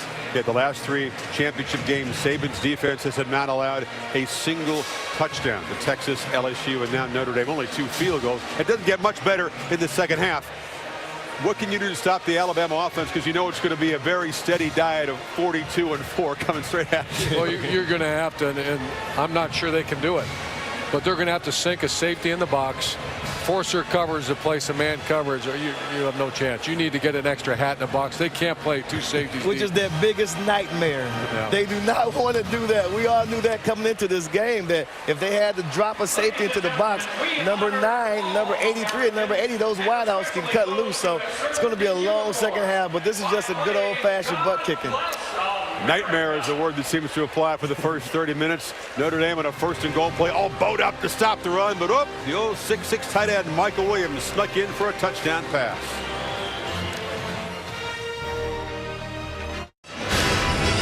All right, Jimmy, welcome back. TJ Yeldon, part of the future of Alabama, true freshman in the house. 28-0. Amari Cooper, by the way, also a freshman. A.J. McCarron back next year. So the Tide, they're not going anywhere. Many will feel, Desmond, that the national championship game was played 4 weeks ago in Atlanta when the Georgia Bulldogs almost beat this team. With this display out here tonight, it's hard to argue against that. I mean, you're looking at possibly 7 in a row for the SEC, so I think they're going to have bragging rights, and rightfully so. I mean, it's hard to argue that point. You think it's simply about speed? Well, it's sounding almost like a broken record, but the speed differential is glaring in this game in 2 areas. Golson, when he starts to scramble, by the time he gets his 3rd step in the ground, you have 2 defenders on him. And the skill players right now, it's not close. In the back end of the secondary, Notre Dame having a hard time measuring up to Alabama's skill. When you watch this, it makes you appreciate just how quick and explosive Johnny Manziel is at A&M, able to get away from that defense. The one team was able to beat them. First 17 plays of the game for Notre Dame, 9 of them were for 0 or negative yards. And despite the claims on social media, no, Oregon cannot get here in time for the second half. And it won't be Stanford or anybody else. We'll see what Notre Dame can do. They will get the ball first to start the second half in a massive hole. The Tide rolling along by 4 touchdowns. This halftime report is presented by the new Buick Enclave. It's smart, made beautiful.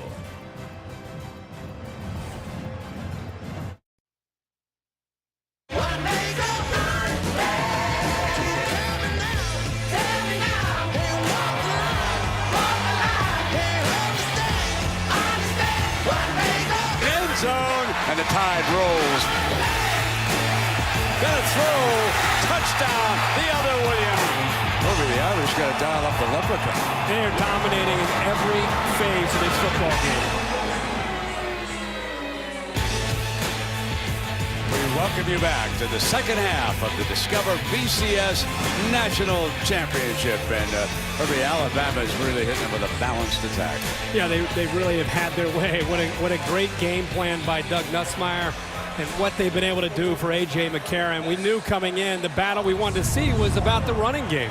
And how could they run the football against this Notre Dame front? And they've been able to come up with some great variety of mixing in different runs. And Notre Dame's not been able to bring down these ball carriers, so they've been running the football at will. And it's just set up their play action pass. This early in the game, A.J. McCarron in rhythm, doesn't feel much pressure, finds Norwood downfield, and an outstanding first half, 12 of 18, just very little pressure. And you just heard the head coach from Notre Dame walking off saying, how do we get back in the second half? Maybe Alabama doesn't come out in the second half. They came out. Notre Dame does get to handle the ball first, though. This just in. And, the Irish should forget it's 28-0. Start from scratch and see what they can do here. Yeah. One step at a time. You're right. Okay. Atkinson and his teammate says, take a knee down there. Let's check in down below with Heather.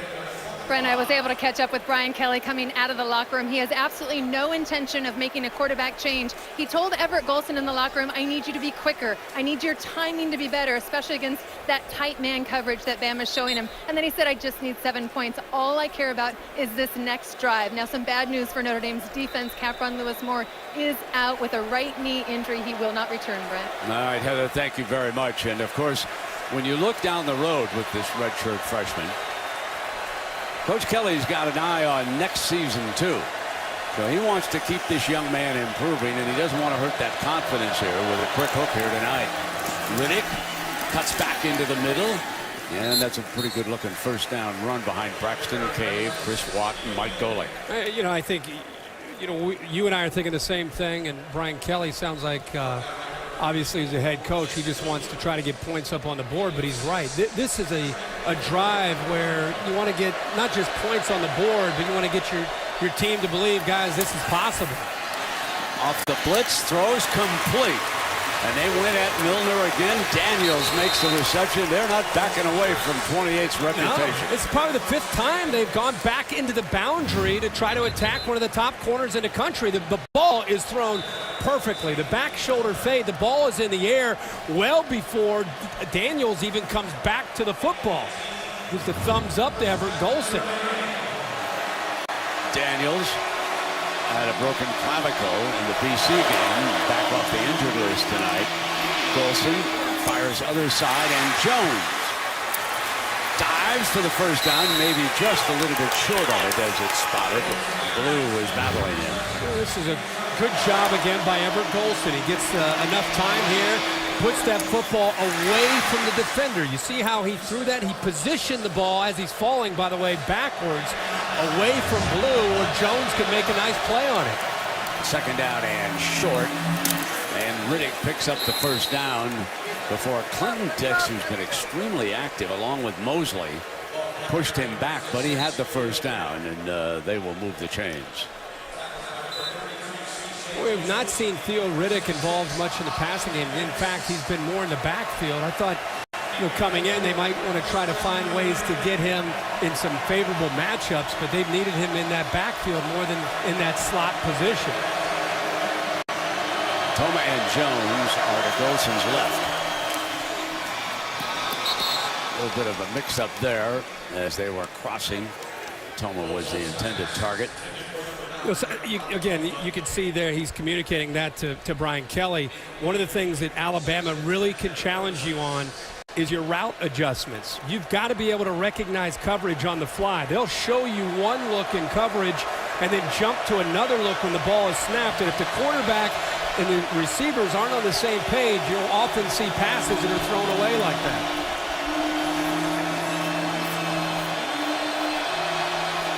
Second down and 10. Golson fires far side, one-on-one. Daniels, jump ball. Clinton Dix dives for it and he's got it.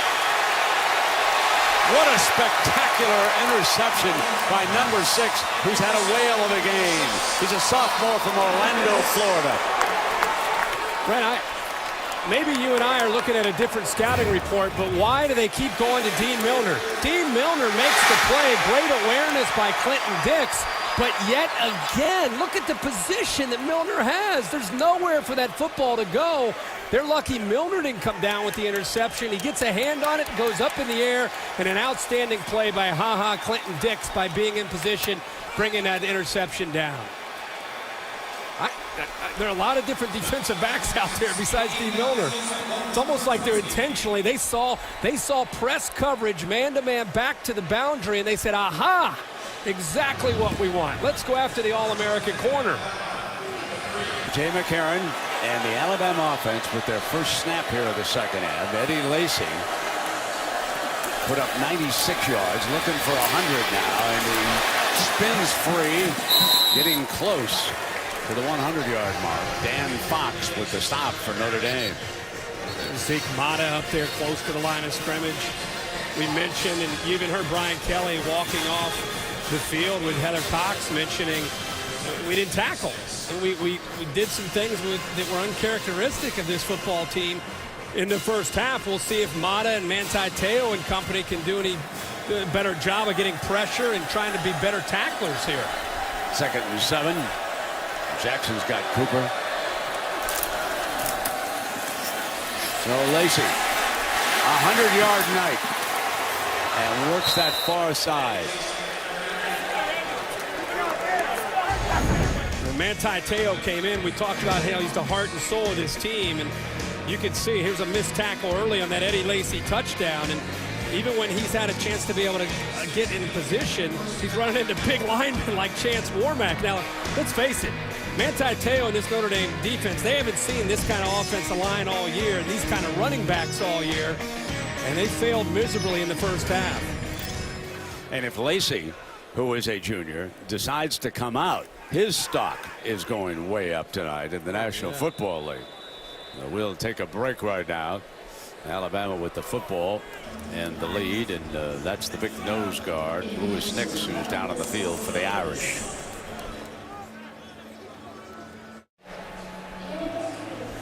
Well, here's the Coach's Trophy presented by Dr. Pepper, and it will be awarded tonight to the 2013 BCS National Champion. Alabama has collected 2 of the last 3. One was dropped and broken last spring. Well, guess what? They're closing in on a new one to take back to Tuscaloosa. They lead it 28-0, and look at Nix. Louis Nix is down. He was able to walk off, but Nix is down, and Capron Lewis Moore is already out. That's 2 of the top defensive linemen on the Notre Dame front. Play action. Rolling is McCarron. And it is complete to Norwood. I think it was an effort play here towards the boundary. He just ends up falling awkwardly. And then it looked like he might try to walk it off and then just kind of went down. 344-pound presence there in the middle of that Notre Dame defense. It's a big loss if he's unable to come back.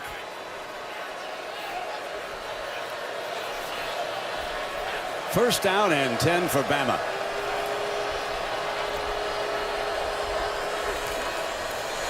Yeldon swings it wide to the left and comes across the 40-yard line before Te'o makes the stop. Now, a big aspect of this football game was going to be Notre Dame's front 7 holding up against the run. And in the first half alone, Alabama, when they were running the football with just that front 7 in the box, they averaged nearly 9 yards a carry with 7 in the box. So when you're averaging 9 yards a carry with 7 in the box, those safeties are going to get involved, and that's why McCarron's been able to pitch and catch with the wide receivers against these Notre Dame corners. Need 4 yards here. Got it. Jones to the Irish 46-yard line. You know, I saw that picture of Te'o down in the middle of the Irish defense and Barrett Jones on the other side. Both of these fellows attended a whole lot of banquets and picked up hardware during the month of December. They became good friends. Jones was on crutches for a while, and Te'o would carry his suitcase down, and Te'o invited him to come to Hawaii and visit the family at the end of this season. So Teo and Jones best of friends, and Jones is getting the best of him here tonight. No doubt about it. First down and 10. Here's Yeldon behind the left side to the 40-yard line. Farley. And it is amazing when you take a look at the awards that Manti Teo picked up. And he was the Heisman Trophy runner-up to boot. So he's one of the most decorated college football players ever. And yet he'd probably trade all that hardware for a 7-7 score right now. Yeah, Wouldn't you think? Oh, absolutely. You picked up 7 individual awards. He went to New York City for the Heisman Trophy ceremony. And tonight, right now, Notre Dame's down big. You're right. He would love to be more competitive in this game. And he, quite frankly, has not had a great game up to this point. Second down and 4. Yeldon slipped and not going to make the first down. Well, the other side of the two belongs to Barrett Jones, and it too is one of the most remarkable stories in the history of college football. This is Barrett Jones's 3rd championship game. He's out of Germantown, Tennessee. In 2010, when they defeated Tennessee, he started at right guard. A year ago in New Orleans against LSU, he was the left tackle and won the outlet. This year, he's the center, and he won the Remington Award. You talk about a celebrated offensive line. And you talk about being decorated. I talked to some Alabama people. You could make a pretty good argument that he's one of the most individual decorated players that's ever played for Alabama. That's saying something. It's good to see that Nix is back, and Heather reports that the test on him was negative, able to play, and Lacey the ball carrier that time. And Lewis Nix was right there. Why we were showing all the different accomplishments for some of these players, you could see that Nix is able to get back out there and try to get involved, and not only that, he's able to make a play. So it's good to see he's back out on the field and keeps him short of the first down. You look back the past few years, wherever we've been around Alabama, it is unbelievable to me that they now have gone 6+ quarters in a BCS championship environment and have not given up a single point. Here's your 4th and 1, and Bama going for it with Lacey. He got it, slips through to the 33-yard line. See Scott Cochran, the strength and conditioning coach, over there on 4th and 1. He's jumping up and down, trying to encourage the offensive linemen. You know, Alabama is one of these programs really prides themselves on when it comes down to those 3rd and 1s and 4th and 1s, whether it's the offense and the defense. And A.J. McCarron now, again, with this balanced attack, looking to continue to move the football deeper into Notre Dame territory. Off that play-action move of his, sidestep left, come back right. Cooper's wide open. Touchdown, Alabama. 34 yards, the combination that beat Georgia for the SEC championship. Remember, this drive started at their own 3-yard line. Boy, there's a confused defense right there. Running the football, throwing the football. The balance continues for Doug Nussmeier. Outstanding drive there. 10 plays, 97 yards. And they continue to just embarrass this Notre Dame defense. So here is Jeremy Shelley. Tacks on another one. A.J. McCarron. He is 15 of 21 tonight. 215 yards and 3 touchdowns. Right back to the Discover BCS National Championship.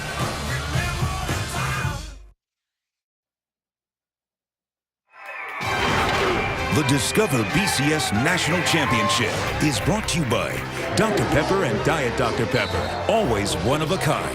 Toyota Care, caring for you and your car. Taco Bell, sometimes you gotta live Mas. And The Last Stand, starring Arnold Schwarzenegger and Johnny Knoxville. In theaters January 18th. Happiness around for Alabama fans throughout the state of Alabama and elsewhere. And folks, I can only say that right now it is high tide in Miami. The rout is on. It is 35-0 with 7.5 minutes, 406 yards of offense for the defending national champions. And here comes Atkinson looking to make something happen, and he won't even get back to the 20-yard line. Go back to this touchdown. Here's Norwood right here, who's actually man-to-man coverage. Kelly Johnson, the tight end, man-to-man coverage. And on the backside is Amari Cooper, who's going to drag across. Watch number 6 here, Kavari Russell. He actually gets lost here as these two receivers clear, and Cooper comes around. Russell, I think, is confused in coverage. Not only that, he runs into Zeke Mata, but that is a slow developing play that requires a lot of time. And of course, McCarron once again had all day to throw the football. Golson fires complete to the sideline, and a first down to Daniels. DeVaris Daniels' father played about 15 years in the National Football League, now in the front office of the Washington Redskins. This is a young man who is a redshirt freshman from Vernon Hills, Illinois, and he could become a mighty effective wide receiver for the Irish in the years ahead. Regardless of what's happening here tonight, the future does appear much brighter in South Bend. I know this one hurts right now, but there's another fine recruiting class coming in. Golson's a youngster, snapping off another completion to Eifert. Eifert will be playing Sunday football. He's one of the better tight ends we've seen. Here's the view from our DirecTV ultimate picture cam of Golson trying to get the ball out to Tyler Eifert. What I like about Eifert here is he doesn't give up on the play and just go out of bounds, even though Quentin Dix is all over him. He bounces it back to the inside, keeps the play alive.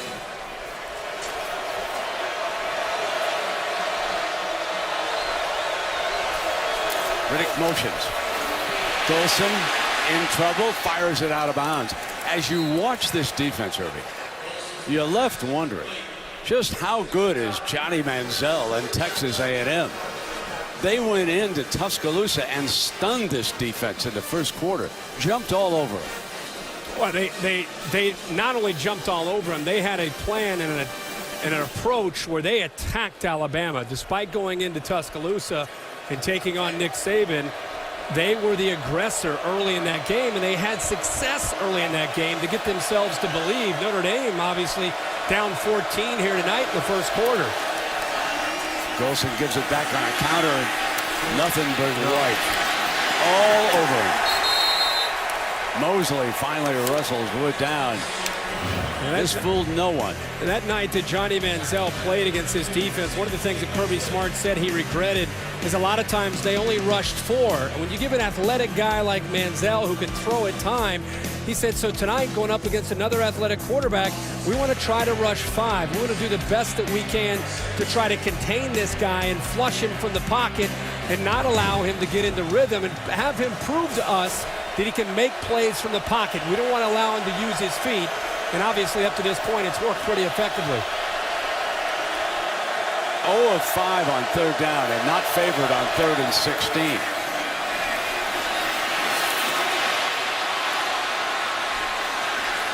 Moving right, firing downfield, and he's got Jones. How about that? 3rd and 16, and Golson makes it happen with his feet. Well, let's see if he's in bounds when he makes his catch.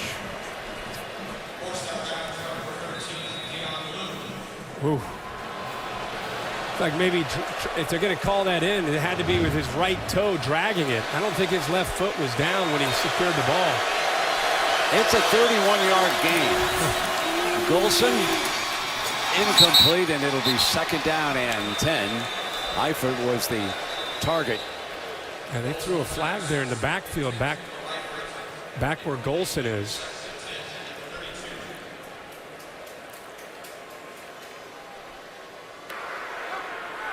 Personal foul, roughing the passer, defense number 21.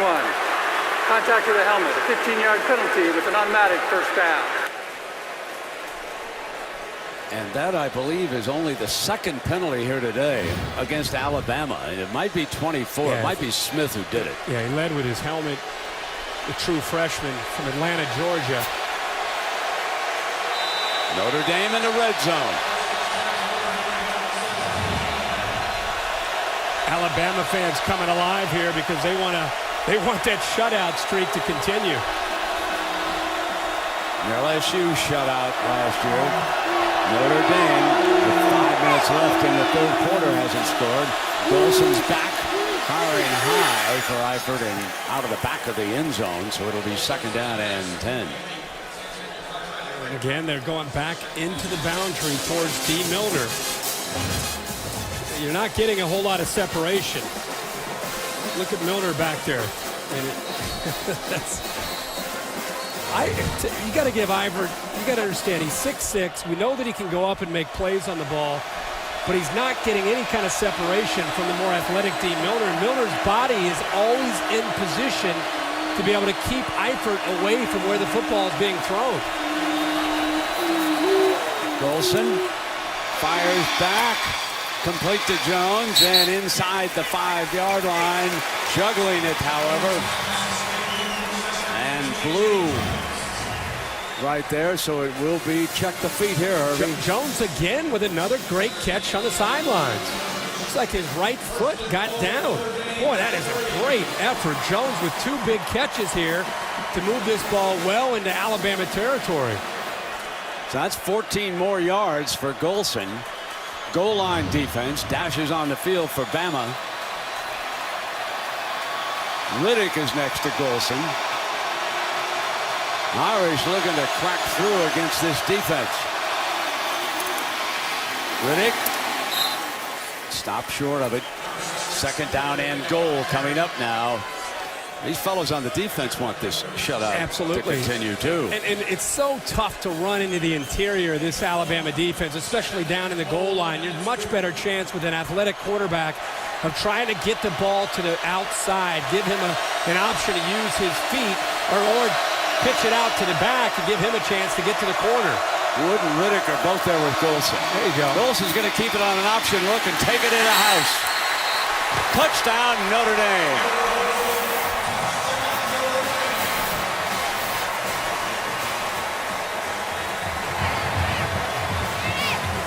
Give him a chance to get to the edge there, and he has the option here to pitch it or to keep it himself. The defense kind of way to the outside, and he cuts underneath to Dixon and is able to get into the end zone. You got to utilize his athletic ability, and he's got plenty of it.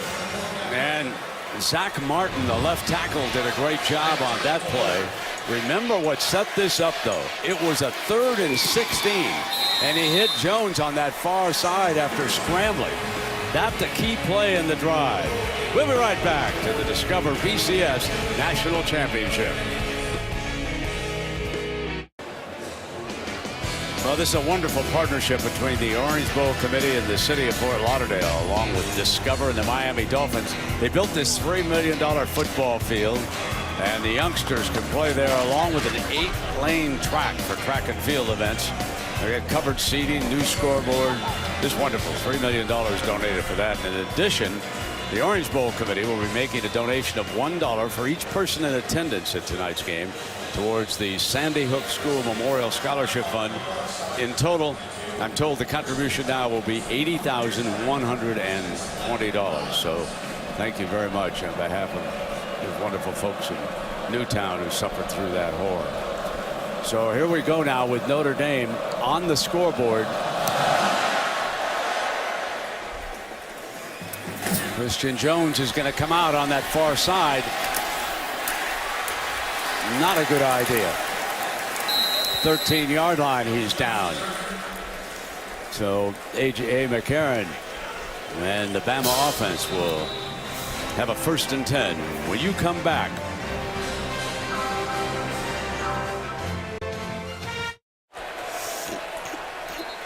Ready to go back to work. 406 yards of offense for Alabama here tonight. 35 points. But the Irish just got the first touchdown. 6+ quarters against this defense in the championship game. Yeldon. 6 more yards behind the right side. Steen and DJ Fluker. It's a downhill running football team, and if you're going to give them creases, you're just not going to do very well. And what's great that Nick Saban has kind of created an identity at Alabama is that tandem back. Mark Ingram and Trent Richardson and Eddie Lacy. Now Eddie Lacy and TJ Yeldon keeps them fresh and allows them both to run hard for 4 quarters.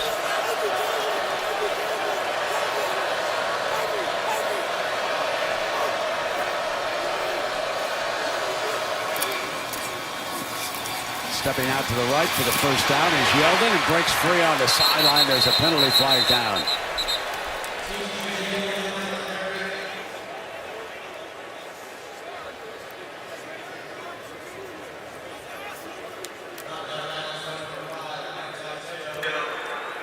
Holding.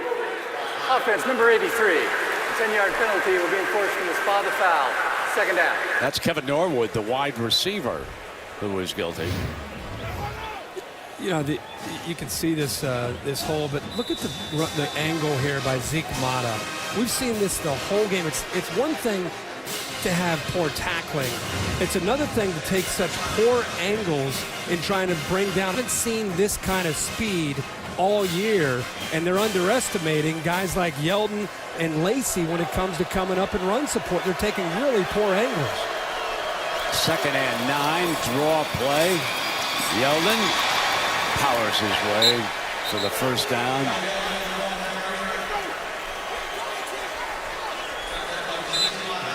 Bama has had a lot of success running between the tackles tonight with both Yeldon and Lacey. You see not a whole lot off to the right, but some big plays up the middle. 142 yards between the tackles. People wondered, could Alabama's offensive line and these backs run against this front seven? Pretty definitive, yes. 212 rushing yards and 215 passing yards for a very balanced Crimson Tide attack. Yeldon on a cutback, another blown tackle, and he crosses the 30-yard line with 2 minutes remaining in the third. Shembo and Fox finally get Yeldon down, and here comes Lacey. Lacey with a 100-yard night, 120 on the game. Pretty nice. You take out Yeldon, you bring in Eddie Lacey, or vice versa. You don't miss a whole lot. They complement one another very well. Remember, Jalston Fowler was injured earlier this year. He's another quality back. Kenyon Drake, a very good-looking sophomore from Fort Walton Beach, Florida. He probably is number 3 here tonight if they ever get there. 2nd down, and here comes Lacey on that little delay.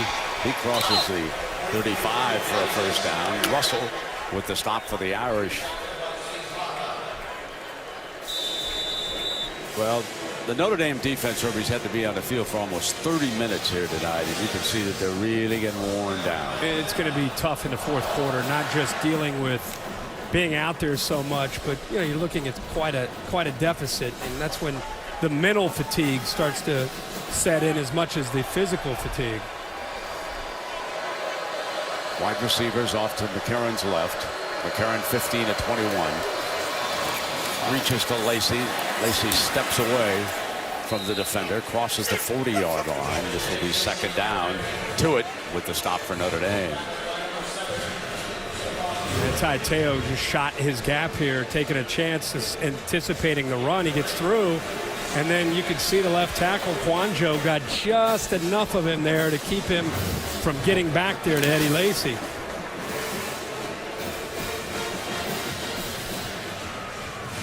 Second down and 7 for the Tide.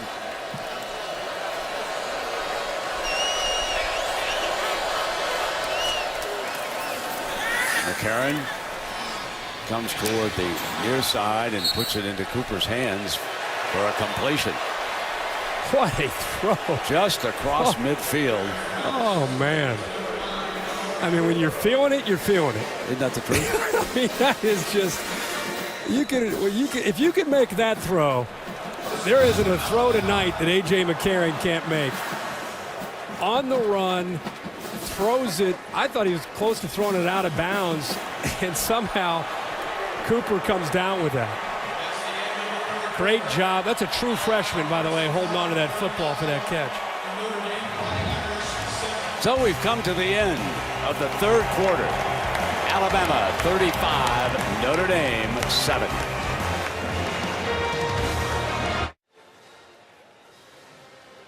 Visit WatchESPN.com or download the Watch ESPN app to watch ESPN live anytime, anywhere. Brought to you by Vizio. Fourth quarter, BCS championship. Alabama, you can now use the word dynasty. 15 minutes away from their third championship in 4 years. And they didn't win it at the voting booth. They won it on the field. Texas, LSU, and now Notre Dame. 35-7 we begin. Quarter number 4. Lacey slips and he's down. Herbie, let's take a look at tonight's good hands play, brought to you by Allstate. Well, a lot of times you think of receivers when you think of good hands, but tonight Eddie Lacy has been using his hands in a variety of ways, whether it's using his hands to knock away would-be tacklers or being able to hold on to that football as defenders are trying to get their hands on the football themselves. He's just done a really good job of securing it, taking care of the ball, and showing he's got not only good feet and great balance, but also the good hands to be able to have a great night tonight. 2nd down and 14.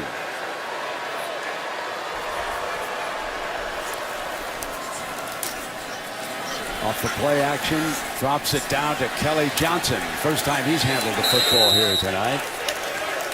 Well, these coaches have incentives, and when they work for public institutions like Alabama, you can find them out. There is Nick Saban, his base salary, BCS National Championship appearance, $110,000. Win the title tonight, $200,000. That's a pretty good payday. NFL. He's working his way to $6 million. No NFL. way he's going to Plus, the he's NFL. happy. But you know, his wife's happy. They might want to call Kirby Smart as defensive coordinator. I'm talking about the Cleveland Browns. Find out if he's interested. Here's your 3rd down and 9. McCarron fires right at the mark. Let's see if he gets the spot. That was Williams, the tight end, Michael Williams. Looks like they're going to give him the first down. That's a first down. Ishaq Williams, who's really 260 pounds, number 11, right in the middle of your screen. He's not necessarily the most nimble defender in space, and Michael Williams easily just sits there in the soft spot of the zone, and an easy throw yet again for A.J. McCarron. What a surprise. 18-24 now. 13 minutes. First down and 10. Play action. McCarron going to go for the touchdown. Cooper incomplete in the end zone. They used Kevin Norwood to clear out the defender, and it opened it up for a one-on-one opportunity, which Alabama always wants to be able to take advantage of. That's a great move by the freshman, Cooper. I'll tell you, you talk about a polished receiver for a true freshman.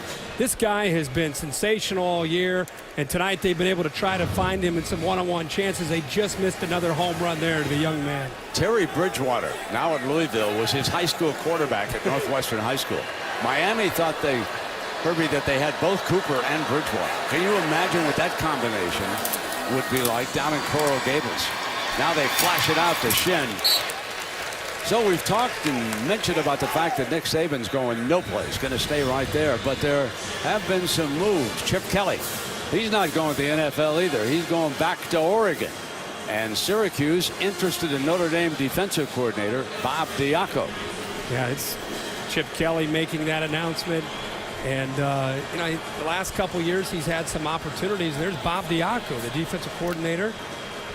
We'll see if anything comes to play itself out after this game as far as Syracuse is concerned. 3rd down and 4.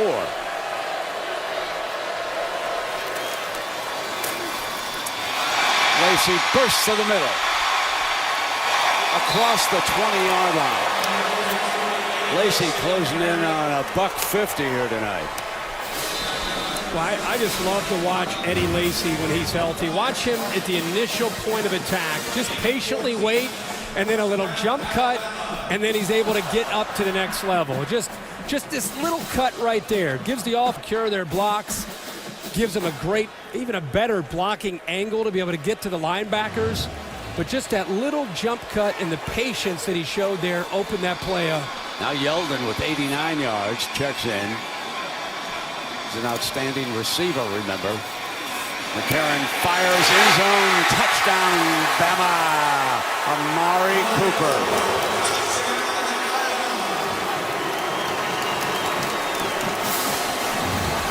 They got him again, able to hit the zone here, right into the middle between the safeties They couldn't get there. There's Farley sitting back in coverage.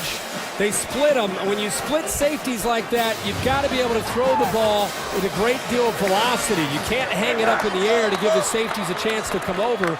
He put that on a rope, and Cooper's able to come up with another touchdown. Shelley for the extra point. Alabama this time goes 86 yards in 14 plays.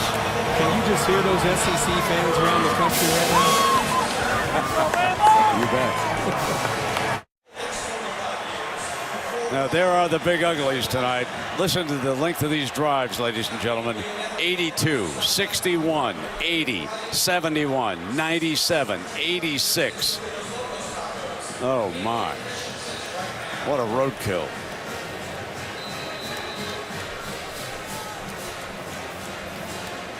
(42-7) with 11:27 to go.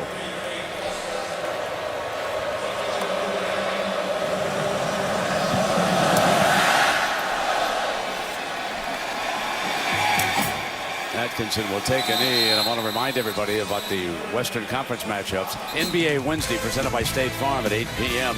Lakers take on the Spurs, and following that it'll be the Dallas Mavericks and the Los Angeles Clippers, all Wednesday on ESPN.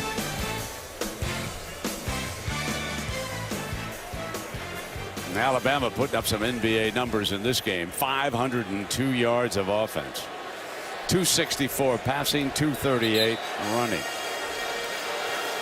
And Amari Cooper, who caught that touchdown pass, has now bested Julio Jones' freshman numbers.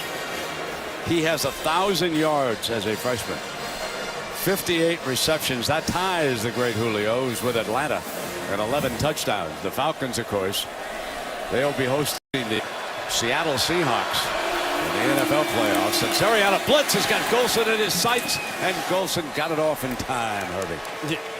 Vinny Sunseri times up his blitzes very, very well. In fact, that's really his specialty. When they put him in there at nickel, the offensive line doesn't make the adjustment because he came so late. And Golson just trying just as much as he can to buy enough time and actually put in a position there where Eifert could have made a play on the football. Second down and 10 for Golson and the Irish. Far side, Daniels. Daniels turns it up for a first down. This is usually where you're going to see Nick Saban coaching on the sideline as if he's down 42-7. Usually he shows his most energy and enthusiasm when his team has a lead like this. Always coaching against perfection and demanding the most from his team regardless of the score. Golson throws it away, and Saban says, I was the only receiver in that area. Pressure was coming that time for Sunseri again as they come after him. I'm sorry, go ahead, Brent. No, go ahead. I was going to say, regardless of the score, you got to love the aggressive nature from Alabama. They're up 42-7. Instead of pulling back and, hey, let's just get out of Dodge here, they're still blitzing and being aggressive with Sunseri off the nickel. They're still throwing touchdown passes here. They're still competing regardless of what the score is. Second down and 10, and you can start to think who will be in the top 5 preseason next year, and will Alabama be number 1? Worth thinking about. Championship game is back in Pasadena next year. Golson on the move, fires to Jones. Jones slips a tackle, but he's short of the first down and out of bounds. Let's take a look at the view from our DirecTV Ultimate Picture Cam once again. Trying to run for his life. This time he actually breaks contain and actually gets outside of the pocket. And by doing that, that's what gave him a chance to buy enough time to eventually find Jones. You know, Bama's going to be up at number 1. You're going to have Oregon's going to have a great team next year. It's going to be fun to try to see which team has the best chance next year. Third down and 1. Golson fires complete to Eifert. Eifert slips a tackle, and he's to the 44-yard line. I saw a fellow tonight whose team is going to be in the top 5, Herbie. Kevin Sumlin, the Texas A&M coach. He did a fabulous job this year. He's got Johnny Manziel back. Still doesn't know about those 2 offensive tackles. He's going to lose a real good defensive end. They will play Alabama at College Station in Texas They have a lot of home games, and I expect the Aggies to be ranked very high when next season starts with the Heisman Trophy winner bringing them back. Here's Golson. Wood flared, and Bama was ready for it. That play was jumped right away, and Blue makes a stop. Johnny Manziel is going to become quite a story in the offseason and leading into next year after the year that he had and winning that Heisman as a freshman, and just has the kind of the wow factor about him and style of play that he has. He's got the wow factor off the field. That's what I hear. He reminds me of a young Joe Namath. Well, it's 42-7, Alabama with the lead.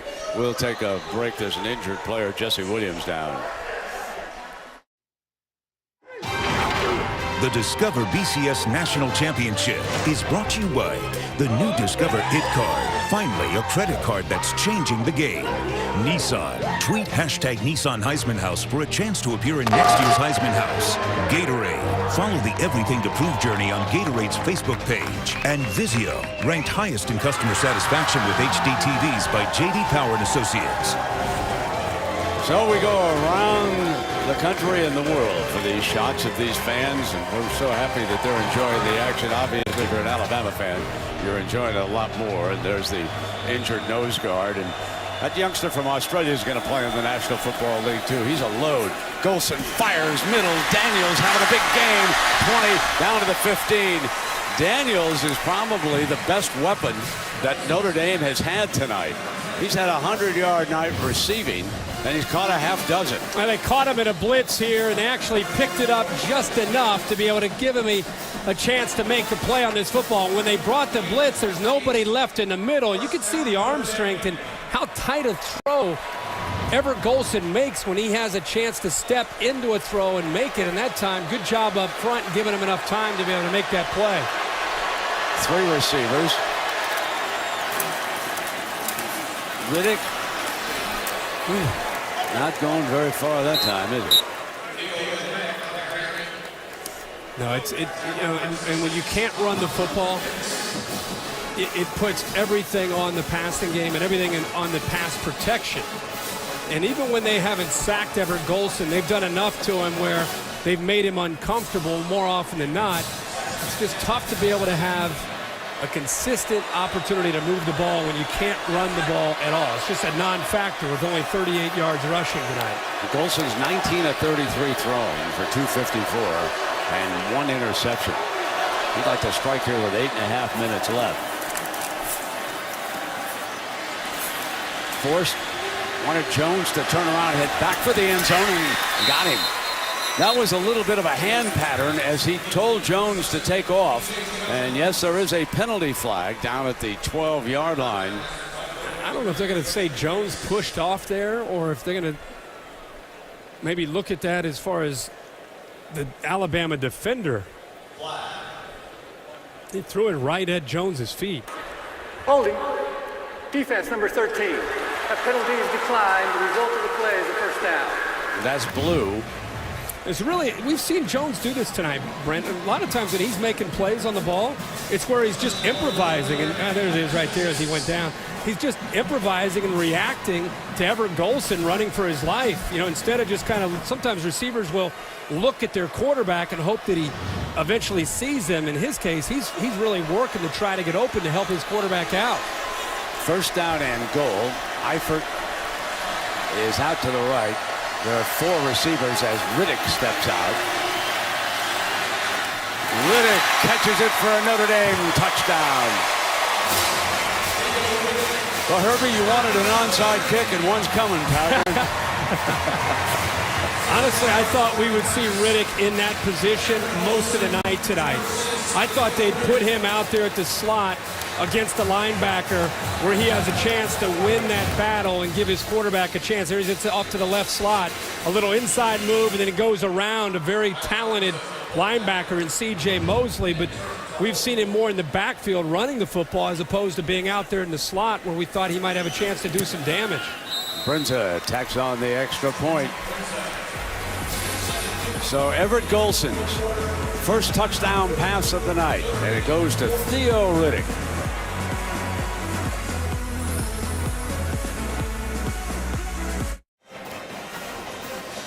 You're watching the 2013 Discover BCS National Championship. An aerial coverage of our grand scene tonight is brought to you by DirecTV. If you call yourself a sports fan, you got to get DirecTV.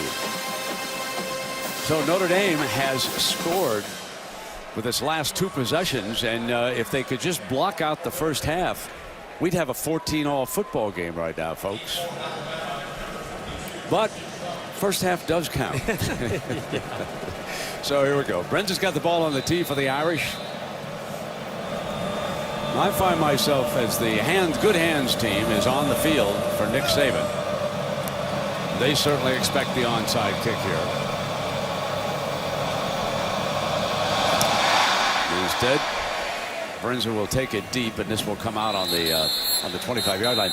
Herbie, it's my fault. We were talking about teams we got to consider for the top 5 next year when all the preseason magazines come out that we take a look at. And I cannot overlook the Ohio State Buckeyes. We got Urban Meyer here tonight. They went undefeated this year. Braxton Miller's back. They could not go to a bowl game, could not play for a Big Ten championship. They could be up there next year. And I think the Irish will be in the top 10, even though they're getting drilled here tonight. Yeah, without a doubt. I think Ohio State undefeated with the team that they have coming back. Alabama will probably start at number 1, which they should. Back-to-back national championships. And you know, a team like Teddy Bridgewater and Louisville, with their performance that they had in their Sugar Bowl, they'll probably start up close to the top 5 as well. Tonight, the thing that has just stood out is just how dominant Alabama has been. 5 years from now, we're going to look back not just at this era of Nick Saban. When we talk about the Alabama-Notre Dame game, we're going to remember how see how he works it on the sideline? He's more intense. Look at him. When he's up 42-14, if I'm an official on his sideline, I'm taking cover, because that's when he brings it. But 238 on the ground, 264 through the air, over 500 yards of offense tonight for the Crimson Tide. Doug Nussmeier doing a great job calling plays tonight. Yeldon is stopped. You know, the last time that somebody won 3 championships in 4 years, you have to go back to Tom Osborne and the Nebraska Cornhuskers. They won the 1995 Orange Bowl, 1996 Fiesta Bowl. What a performance by Tommy Frazier in that game. 1997, though, comes with an asterisk. They won the Orange Bowl. Remember now, Michigan was declared the Associated Press champion because they, too, went undefeated and won the Rose Bowl. So isn't it a little bit better, even though it's controversial and it hasn't solved every problem, isn't it better when we bring these 2 teams together? Wouldn't it have been fun to see Nebraska play Michigan that year? Yes. Second down now. And timeout by McCarron. And he's upset with Barrett Jones. Wow. Boy, that is highly unusual. I thought for a moment he might have been teed. Just so you understand, they're upset because they're both making calls, and McCarron's trying to overrule Barrett Jones, and Barrett Jones is saying, I'm making the call. Before the timeout signal, delay a game. So they're offense, a 5-yard penalty. They both do so much at the line of scrimmage when it comes to making the checks up there. Oh boy, see, there he goes. Now he's very upset now. Understandably, you know, the 2 that you just saw are roommates. And there's something has really aggravated Saban about the official. And he's trying to get him off the field over there. He does now. Second down and 11. Here's the handoff to Yeldon. Just trying to keep that intensity, keep that edge for four quarters. It's interesting to see McCarron and Barrett Jones, though. I mean, you're up comfortably. I know you're trying to make the right check at the line of scrimmage, but you don't see an offensive lineman very rarely throw his quarterback. But the other thing is the quarterback shouldn't show up his lineman by getting in his ear like that, embarrassing him.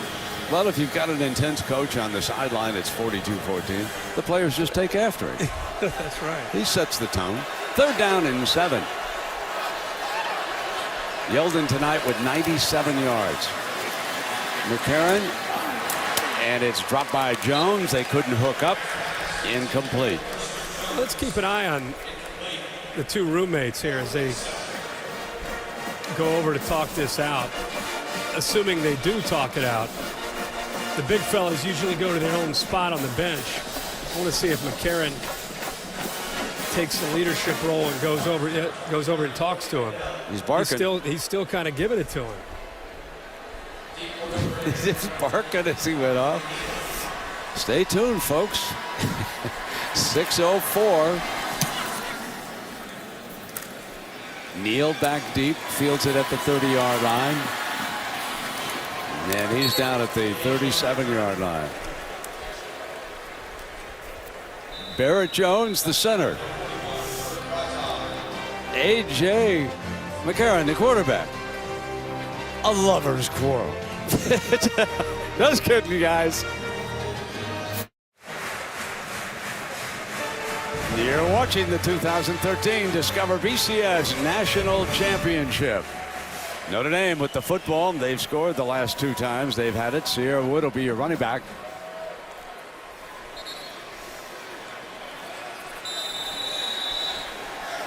They'll start on their own 37-yard line.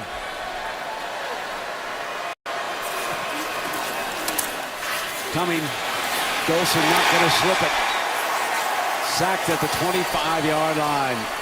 Tom Rinaldi, what in the world is going on? You're up 42-14 and you're pushing each other?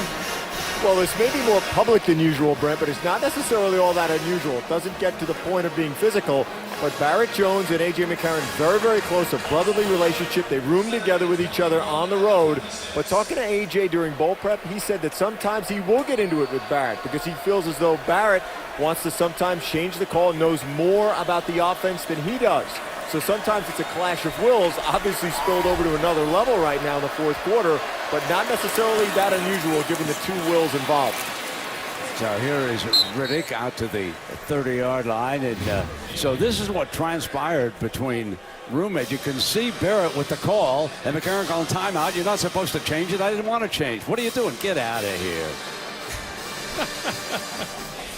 You can tell it clearly had everything to do with who was going to make the right call, you know. And he was trying to overrule Barrett. Barrett's trying to overrule him, and you're up 42-14. 3rd and 17 now. He's converted a 3rd and 16, but not a 3rd and 17. 4th down with 4.5 minutes to go.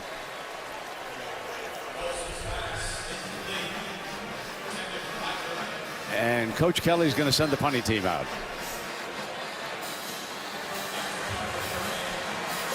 You know, you showed the highlights there of Tom Osborne in Nebraska, and once Alabama wins this, it's 3 of 4, and you start to try to compare that to other dynasties that we've had in college football. In my lifetime, because I still think we're just in the middle of it. I don't think this is the end of a run for Alabama. I think we're in the middle of it. I really believe that this is, in my lifetime, the best dynasty that I've ever seen in college football. All right, Barrett, that's it. Sorry about that, my good friend. Yeah, that's good. I'm glad McCarron came down to him. You know what A.J. said when he turned away? Don't do it again. Yeah, right. Heat of the battle. Things happen. What a performance by this offensive line tonight. Quanjo, Warmack, Barrett, Jones, Steen, and DJ Fluker. What a masterful job that they have done here tonight. Averaging well over 300 pounds in that offensive line. We have Lacey with 140 yards, Yeldon with 97 yards. And here comes Yeldon. He's got 100 now. So 2 backs with 100 yards. And how about the quarterback? He's only 20 of 28, Herbie. Look at those numbers the last 2 years. That's the way you get it done. Last year, people had questions of whether or not he could get it done in the championship. He clearly delivered tonight an even better performance. Not just in numbers, but just engineering this offense, the balanced attack. He and Doug Nussmeier really on the same page with how they wanted to try to go after this Notre Dame defense. Great execution all night. Second time, by the way, at a championship game that Bama's had 2 backs go over 100 yards. They did the same thing to Texas back in the 09 title game.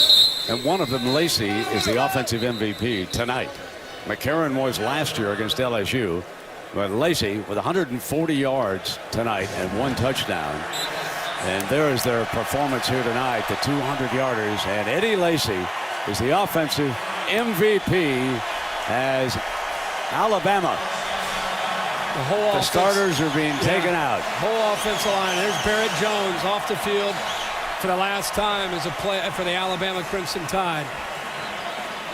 Blake Sims comes in at the quarterback, and Kenyon Drake, whom I mentioned. And there's another hug between quarterback and center. And this is Kenyon Drake. And the Irish better wrap this young man up. Teo makes the stop here.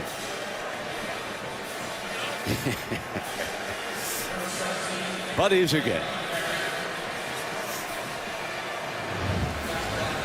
Second down and 5.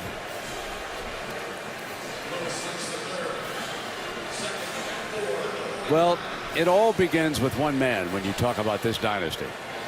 And that is Nick Saban right there. He won a BCS championship while he was head coach at LSU. Did not have a good experience with the Miami Dolphins here for a couple of years. Went back to Alabama, and this will be his 3rd BCS championship in 4 years. And who knows how many more they're going to be able to win with this powerhouse. These are the teams to win 3 national titles in 4 years. The great Frank Leahy coming out of the war with Notre Dame. Tom Osborne in the 90s we've talked about. And now Nick Saban. And yes, now you can start to mention Bear Bryant and Nick Saban in the same sentence. That's how effective Saban has been since going to Alabama. One of the great recruiters and one of the great evaluators of talent that I've been around. This is a guy who can go watch a high school football game and come back with somebody who wasn't even there to look at, but he'll see him during a game. They had to change the recruiting rules because of Nick Saban and all the activity he had in the spring. And there's the Bear. He's got 6. How many years? How many years did it take him to get to 6? 25, 20? In the 20s. 20. Nick Saban's gotten 4 total in 8 college coaching years, and 3 of the last 4 in Tuscaloosa. Yeah, you know, Herbie, I find myself more impressed with what Alabama accomplished tonight than what Notre Dame didn't do, to be perfectly honest. I really think this is an Alabama story. I think this is remarkable, the way they have played, and you and I have covered all 3 of these championships. And last year, I really thought it would be difficult, losing 5 guys in the first 35 picks to the NFL, and it wasn't. No. They picked right up where they left off with a new batch of players. And what I think is exciting if you're an Alabama fan is they're in the middle of this dynasty. It's not, we're not closing the book. At this team, you can make an argument, even if Eddie Lacy were to leave and some of the others, there's enough of a young nucleus. A.J. McCarron's coming back. C.J. Mosley's already announced he's coming back. This is going to be another team next year that Nick Saban's going to have that's going to compete for another national championship. Now, you know what he doesn't like? Does not like the Gatorade bath. He knows he's got to get up to get the crystal football. In fact, we saw him put a jacket on a few years ago in Pasadena to cover up the soaked Alabama golf shirt. Barrett Jones is up to something. Oh, there's no question. He might drop it on the quarterback's head. Yeah. Last year, I think Nick Saban took it off the forehead when the water, the Gatorade shower got a little physical for him. Final minute coming down, and there's Barrett. He's hiding. Pretty hard for Barrett Jones to hide. Everybody's trying to hide him. Saban knows he's coming. Oh, you got DJ Fluker in the front. That'll look hide at that. Barrett. Yeah, that's the total eclipse. There we go. Yo, baby. Look at his face. Oh, nice. Thanks a lot, guys. There they are. The process continues. Saban with his 3rd national championship at Alabama in 4 years. He's all kidding aside. He's still trying to coach that last play. There's no question. That's it.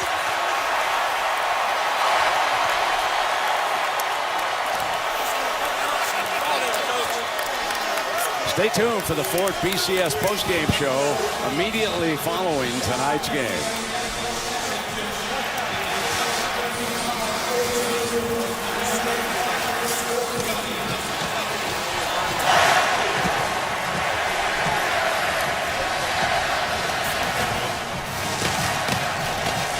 Let's check in now with Tom Rinaldi with the coach. Brent, thank you very much. Before this game, I asked, when are you satisfied? You said never. How about now? Well, I'm satisfied with this team because of what they were able to accomplish. I'm really proud of this team, man. This team did a great job from the word go. 2 days after we beat LSU last year in the championship game, they started working, and they never were entitled. And I'm proud of what they were able to accomplish this year. But 2 days from now, we got to start on next year. There's a lot of words that could be used to describe this performance from outsiders. What word would you describe?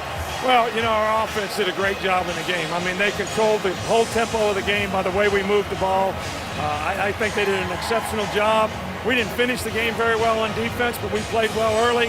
So I'm really, really happy with the team win that we have. I'm happy for all of our fans up here, all the people who've supported us. The university community's done a great job of helping us. We've got a lot of great players, and they've done a great job. You just referred to it. When we spoke, you also said you only allow yourself to enjoy a national championship for 48 hours. You then lowered the number to 2. 3 in 4 years. How long for this one? Well, 2 days we want to start on next year. We got a 24-hour rule around here. We enjoy everything. Seriously? Wow, that's right.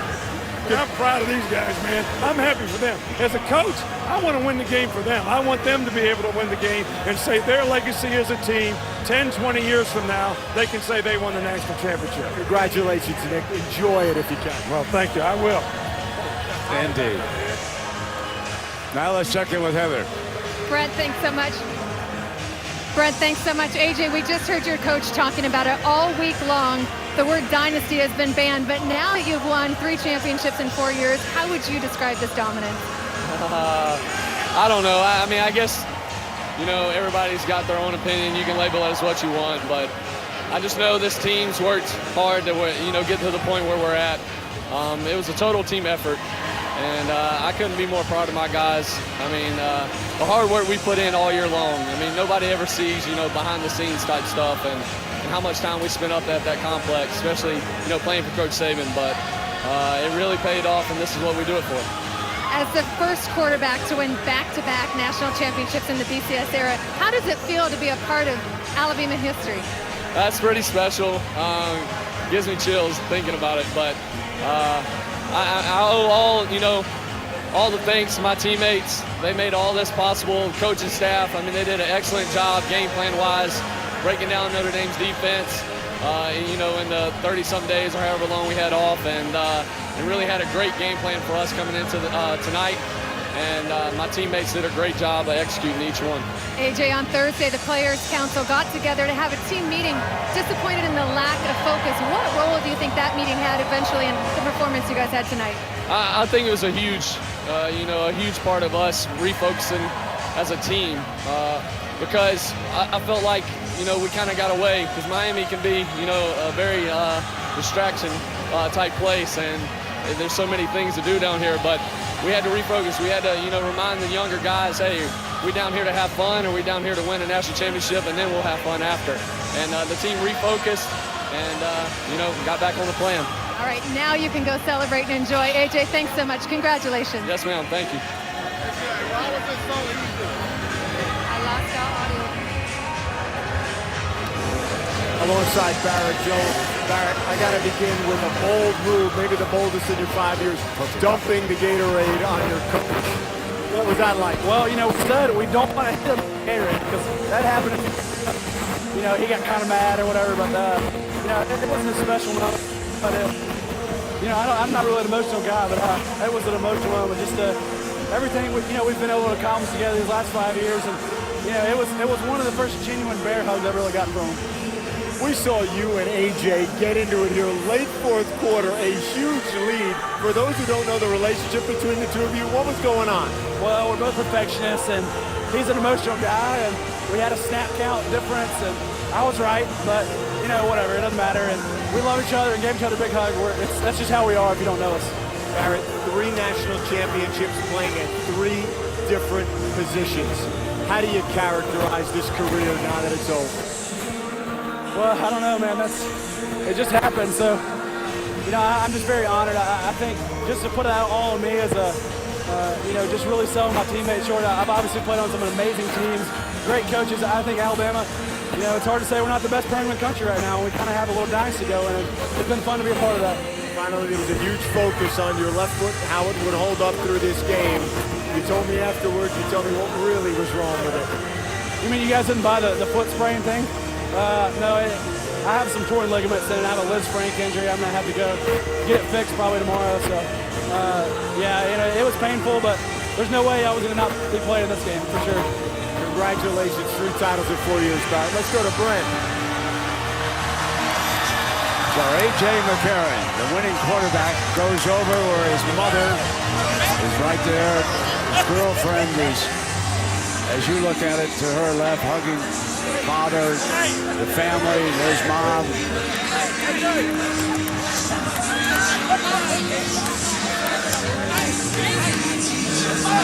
Back-to-back national championships, the first quarterback to do it. And there is Miss Alabama with the victory kiss. And for Coach Saban, the 2013 Gatorade bath. He'll enjoy that bath, he said, for 2 days. Then it's Target, Pasadena. And a 3rd consecutive and 4th in 5 years. We'll be right back for the Ford BCS postgame show and the presentation of the Coaches Trophy presented by Dr. Pepper right after this.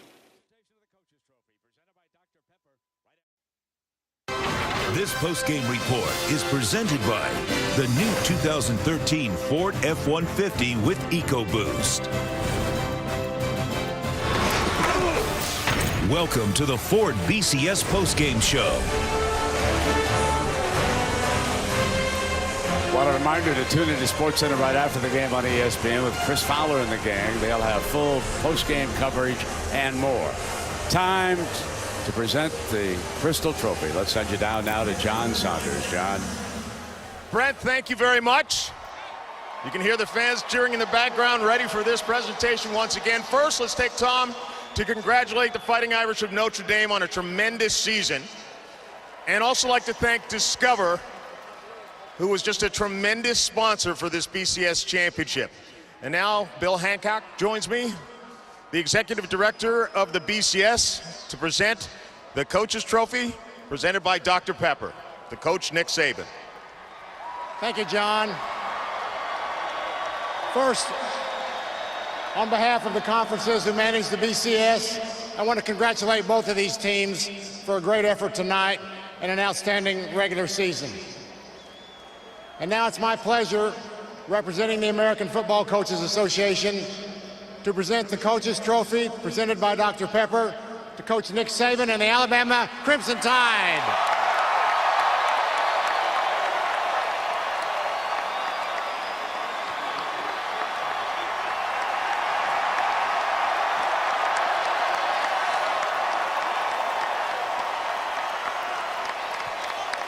Coach Saban, you lift the trophy again for the 3rd time in the last 4 years.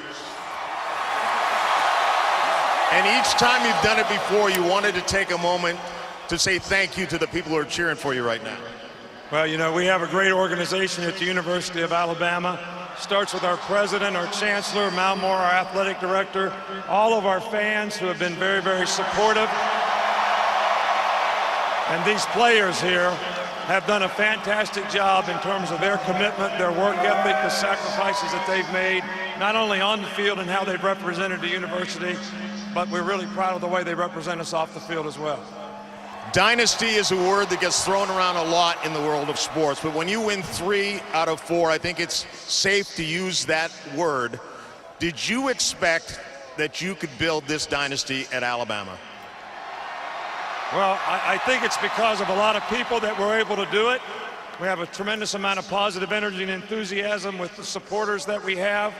We've had a lot of great football players who have worked really hard, and we have a great coaching staff who has done a great job of developing our players. So because we have a great team, we've been able to have a significant amount of success. You know, you would not let this team use that R word, the repeat.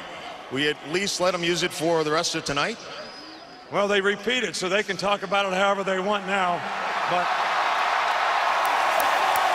You know, it's a very, very difficult thing to do. And I think these guys should be commended because they were able to stay focused and overcome a lot of adversity and had a lot of resiliency to maintain the standard of excellence that they had to with the kind of teams that we had to play in the Southeastern Conference and a very fine Notre Dame team tonight. So I'm really proud that they kept the right mental disposition about what they needed to do to be successful in this season. A lot of people watch your team and think they know a lot about it. What tell the folks watching right now that they don't know about Alabama football?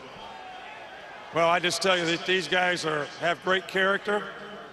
They have a tremendous work ethic. The mental and physical toughness that they've demonstrated in the way they play, I think is something special, and I think it's the key to our success. Coach, congratulations again. 3rd in 4 years. Hang on to that one tight. It's time now to bring in the offensive MVP, Eddie Lacy. Come on in, big fella. I talked to Coach Saban before we handed out the trophy. He said he wasn't sure you'd be able to run the football on Notre Dame that easily. Were you surprised how easily you were able to carry the ball? I mean, I was surprised, but the offensive line came out and they got great push and opened up big holes, and I was able to be successful running the ball. Talk about what it means to be part of this program with that big grin on your face. You know what it's like to walk off with this championship trophy. I mean, it's a good feeling. I mean, it's a great organization, man. The players, we come together as a family. You know, we with each other 24/7, and, you know, we just came out and did it. All right, congratulations. Oh, I won't shake your hand. You don't want to drop the ball. C.J. Mosley, defensive player of the game. 8 tackles, 5 solo, 1 for loss. This defense just instilled its will right from the very first kick of this game. That's just Alabama football. We pride ourselves on stopping the run, on 3rd down, getting off the field, and as collective bargaining, the team did perfect. We did well. And you go back to last year and don't give up a point to LSU, and then the team comes this year and almost pitches a shutout game, give up a couple of touchdowns, but just the same, how much pride do you take in your defense each time you take that field? We take great pride. We have team goals every time on defense, and we do our best every week, week in, week out, to complete those goals. So at the end of the day, we did what we have to do to get the win. All right, congratulations to you. Congratulations to all of the fans of the Crimson Tide on yet another national championship, their 3rd in 4 years. Brent, back to you. Thank you, John. And right now, let's go down to Heather Cox with Notre Dame coach Brian Kelly. Heather? Coach, you just spent a lot of time in the locker room with your team. What were you able to tell them? Well, first of all, we wanted to thank our seniors for what they've done in bringing this football program back, to the top echelon. And now we saw what everybody else now has to do. Now that they have helped this program develop to where it is now, we've got one more step. And we saw that tonight, that we're not there yet. Alabama showed us that in the way they played the game. So it's up to everybody else that's coming back to take the next step. They've left us in great shape, and now we've got to take that next step. Coach, I know that the loss is fresh and the pain is fresh, but in a few days when you're able to really step back and gain some perspective, what will you take away from tonight? Well, certainly the things that I just talked about, that we've closed the gap from where we were when I took this program over. Made great strides to put us in a position to go undefeated this year and rank #1 in the country. But we've got one more step left. And so when I step back from it, I'll know that we've got a lot of work left to do to get back here, because that's the goal, is to get back here and win a national championship. Was there a certain turning point tonight where you thought to yourself, this is definitely not going the way that we hoped it would? Yeah, when we tackling, obviously, both of those backs are outstanding backs, but, we had plenty of opportunities. We had guys in position to make plays, and we couldn't make the plays. And a lot of that has to do with Alabama, and they should get all the credit for it. Coach, thanks so much for joining us, and congrats on an impressive season. Thank you. To the strains of Sweet Home Alabama. The Tide rolls, and not only have they won 3 and 4, but how about the state of Alabama? In between, Auburn captured 1. And now the dominance of the SEC. There you can see Urban Meyer and Tim Tebow capturing a couple. Les Miles of LSU And now dominance by Alabama, 3 of 4. And Cam Newton with that championship in 2010. So there's the center. And his quarterback had quite a night. 20 of 28 for 264 yards and 4 touchdowns. And I'm left thinking that the only time he was hit tonight was by his center. But it looks like they've kissed and made up. So, Herbie, your thoughts now as we wrap this season up, my friend? All I can say is, for me, nothing but respect and admiration for watching Alabama win these championships. And the thing that I think people really need to embrace is how challenging it is for the coaches in college football today to be able to maintain this kind of effort and this kind of enthusiasm from a football program once they've already climbed the mountain once back in '09. For them to continue to get to this game and play the way they do is just a testament to Nick Saban, his program, and the way he operates. Yeah, I can't wait for next year to see Chip Kelly returning to Oregon, what he can do, and how about the job Stanford did this year under David Shaw, winning the Rose Bowl. Then there's Ohio State. They'll be eligible to compete for a Big Ten title next year. Alabama, Herbie thinks they're going to be #1. I wouldn't disagree with that. The Tide is celebrating right now, and well, they should. Their 3rd BCS championship in 4 years. They dominated Notre Dame in the first half, led 28-0 at the half, then traded touchdowns with them in the second half and closed it out 42-14. Nick Saban said he'd allow himself 2 days and then he'd get ready for Pasadena. Congratulations to Alabama, champions of the college football world. A remarkable season. We're here now. All that awesome driving. They are one of the biggest underdogs in the history of a BCS championship. Yeah, you can throw your hands up, you can beat the clock, you can move a mountain, you can break rocks, you could be a master, don't wait for luck, dedicate yourself and you will find yourself standing in the Hall of Fame. And the world's gonna know your name. A.J. McCarron. Amazing what a year will do to your confidence in a national championship. When it comes to history, no one stands taller than the Irish unless you're the Crimson Tide.